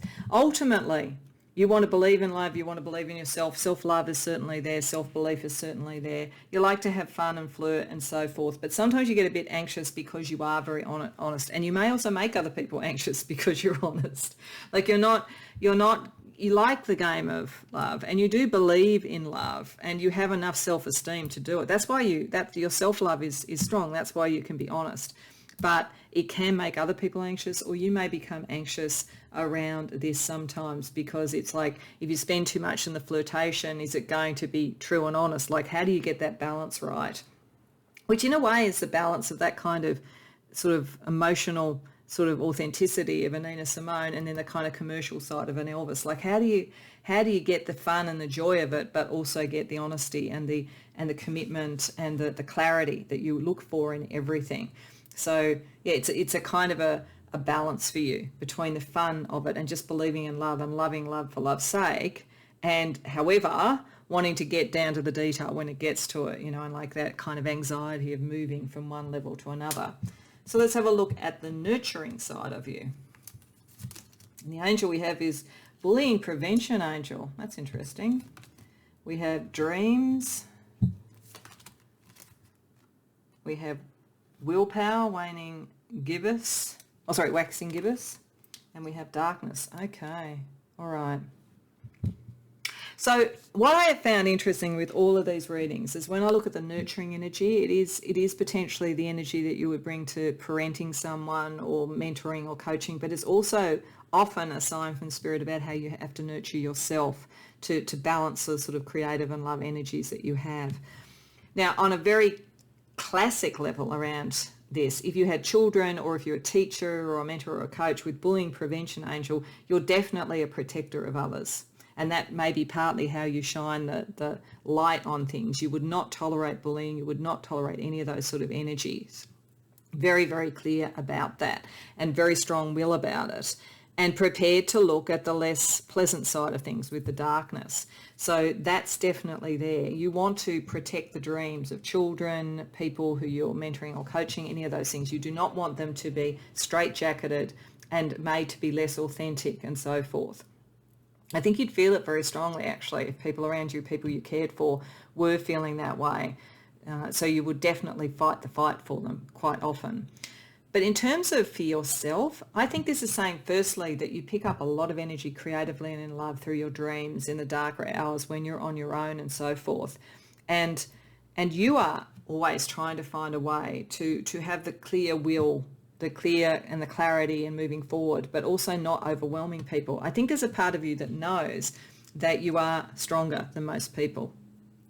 And I think what happens is that in relationships, you often are a bit flirtatious and fun to start with because you're a little bit worried and anxious about how people, the other party will seem or feel if they realize how strong you actually are, because you're very, very strong. And so there's a nurturing here of not bullying yourself about your willpower and your strength, allowing it to be part of, your kind of creative energy and your sort of psychic energy and spiritual energy, but don't bully yourself into letting go of your will because you're worried that you're too strong for other people and that you've got to wear a mask with the flirt all the time. Go into the self-love and own that. You are a lovable person. You're a very, very caring person, actually, very strong, very protective. Okay. So let's have a look at tarot. So what we're going to do is we're firstly going to put down some cards and look at it on a couple of levels. One is around what major and minor arcana cards there are to get a sense about how much at the moment the energies of your fifth house are just your internal musings and how much might be being impacted by external events. And we'll also have a look at what the suits are of minor arcana cards to see where your creative energies in particular are most being focused in which element, and then we'll have a look at the classic meaning of the cards as well. Then after that we'll ask for Spirit's advice about all of it.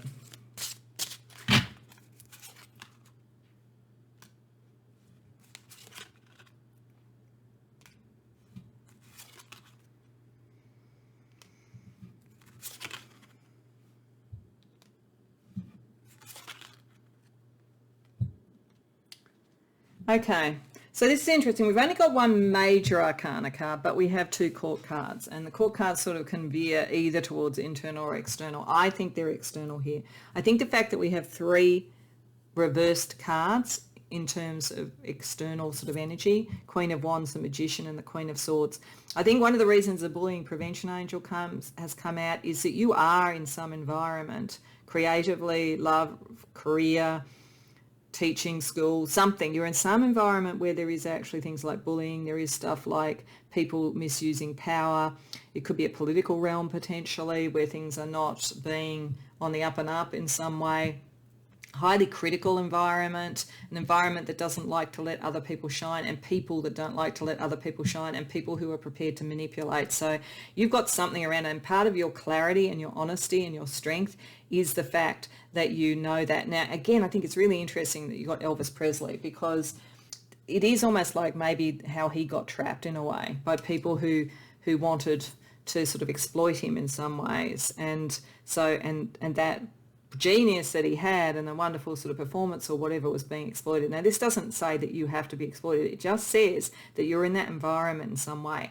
I think what makes you different to Elvis in this is that you also have Nina Simone, you have that void, you have the sort of bullying prevention angel, you have angels around clarity and white light. You're very protected spiritually and you're very strong. But there is a reason for that. And whether it's creative or in your love life or in nurturing or some combination of all of them, at the moment you are dealing with people who are a bit threatened by you, a bit jealous of you, something like that. Now, the interesting thing is that what Spirit is saying, I think, with the two cards that are in the minor arcana, we've got the Nine of Wands, so we've got the fiery energy of creativity, and we've got the Four of Pentacles, so that's grounding something, making something real. I think there's an opportunity at the moment, whether it's a relationship, a passionate relationship, or whether it is a creative project, you have the foundations you need not to be rocked by this, not to be rocked by competitors who might be out for the person that you're in love with potentially, or not to be rocked by people who want to control or compete with you creatively. Either way, you have the foundation that you need. And this is saying don't give up. With the Nine of Wands reverse, it's saying don't. The one risk at this point would be to say this is a toxic environment and I just don't want to do it. There's something that you can work with. Whether you walk away from the environment but you take what you've built, that's a possibility, or whether you just use that strength to push back and you don't let the sort of white noise of these people, you shine the light, you show who they are, both to yourself and maybe to other people. But there's something that you're battling at the moment, I think, around love or creativity or both. And if it is around nurturing, and this is something that you're seeing with your children, it may be that they're in the wrong school or something like that. There may be something that's not right, or they're around difficult. It looks like adults though. It's not sort of like fighting in a schoolyard. I don't think. It's more like adults. It's more like authority figures if that's the case. Okay, so let's ask for Spirit's advice for you.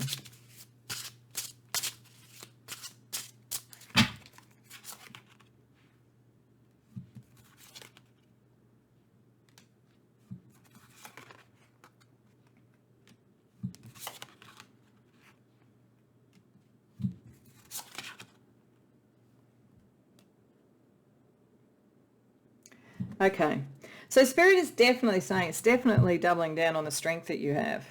And it is saying that, like in a creative thing, you could do things in traditional sort of ways, traditional industries and so forth. So you've definitely got the kind of potential to be your own master around that. That strength is being shown very clearly. And also the fact that you are, if you were in fact using your creativity in a form where you were a boss with somebody, you're the right sort of use of authority and power and so forth with that sort of energy. And Spirit, I think, is congratulating you on that and saying, you know, back yourself on that. You're meant to manifest something. Whatever it is that you've started to do, whether it's a relationship or a career or both, you are heading towards true manifestation of that. So that's definitely there. But something needs to complete. Something needs to, or you need to move away from it and say, that's not going to work because I'm going to focus on what is going to work. There's something that hasn't been fair. It's definitely saying that, whether it's affecting you or whether it's just something that you've seen and you're trying to protect others. There's something that was not fair and that maybe is now a lost cause, but there is something else, something that comes from that you really can grow with. And Spirit is saying that's what you should be focusing on. If it's around relationships, then if there was one that was just full of other people being in it, then move away from it because you're heading towards something that is much more stable and secure and much more a meeting of equals. Because I think if you were having that sort of issue romantically, it's because the people are not, you know, the other person is not at your level. It's not a sort of relationship of equals.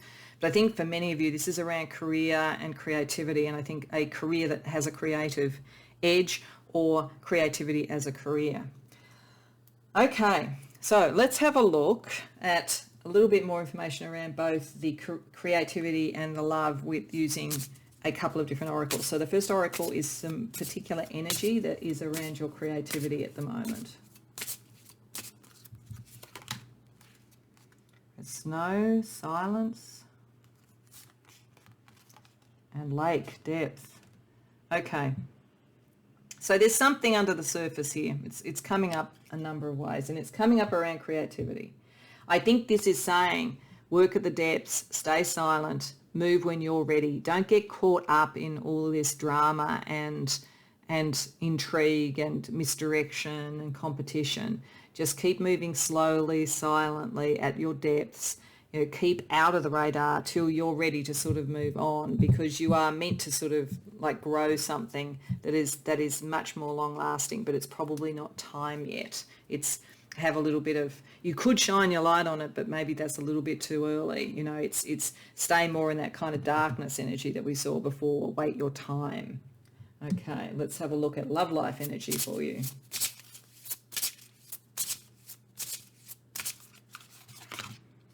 Twin flame. Wow. Respect. Okay. So this could mean a number of things. It could mean that some of the difficulties that you're seeing at the moment is because of some sort of twin flame soul contract that you're working out, in which case I guess you will probably try to see it through. But it could be that some of the things that's going on around that is that energy is getting blocked by darker sort of energy and spiritual warfare or whatever. So you'll know better if you're in a twin flame at the moment. If you're not, it could be suggesting that the very reason that you need to sort of move away from current energies is because a twin flame is meant to come in. Certainly, in either case, the important thing is respect, because you are a very powerful person. This is the point. And you need to be able to own that power and not be worried about tiptoeing around somebody all the time. You need an equal. That's why I said you are meant to be with an equal, not with somebody, and that may be the twin flame energy as well too, not somebody who is competing with you or insecure around you. Okay, so let's get let's get the two block cards. So these cards were under the tarot card that brought you to the reading, and they're meant to show energies that could be blocking some of your creativity and love and nurturing nature. So we have Hunter, aggressor, tracker, provider, and Eclipse Mermaid, a powerful energy shift. Okay, so this card comes up when things are happening at a very deep level emotionally for you. So the darkness, the void, the depths that's here with the lake, it's all the same sort of energy coming through. I think for most of you, you probably haven't met your twin flame, but you're going to if that resonates for you, because there's a powerful emotional shift. In either case, it's why it's saying take your time. Don't let the emotions overtake you. Don't let the fear or the anxiety overtake you. Just try and stay clear, shine a light on what you're doing, but take your time to do it, and allow the emotions to go through, because there is some of the block is people who are kind of predatory or tracking you or hunting you in some way or competing with you. You need to become the hunter of what you want, not be the prey. So it's important to be able to almost make yourself a bit invisible, use a bit of glamour magic to do that, because there's definitely competition around you, and it's what's causing the block. It's not really you, it's other people who are threatened by you, I think. So let's get some crystal chakra energy to help you break the block.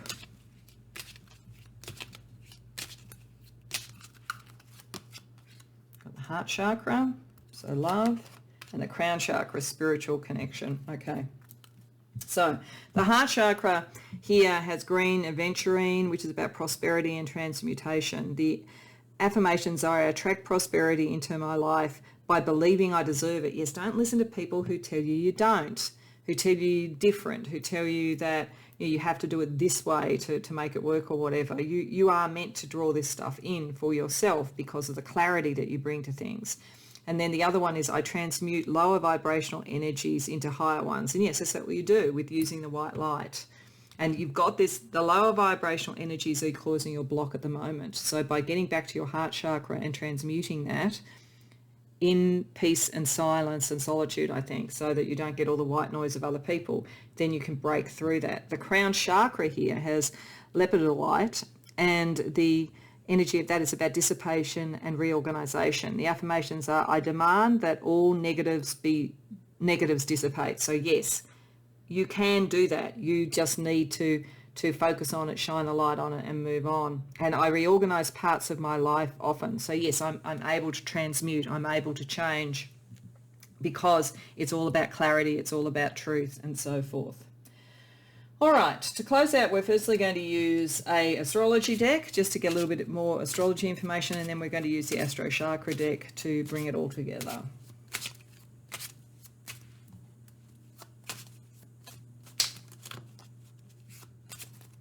Okay, we've got Uranus, there's the big transformation, revolutionary energy, and Pisces.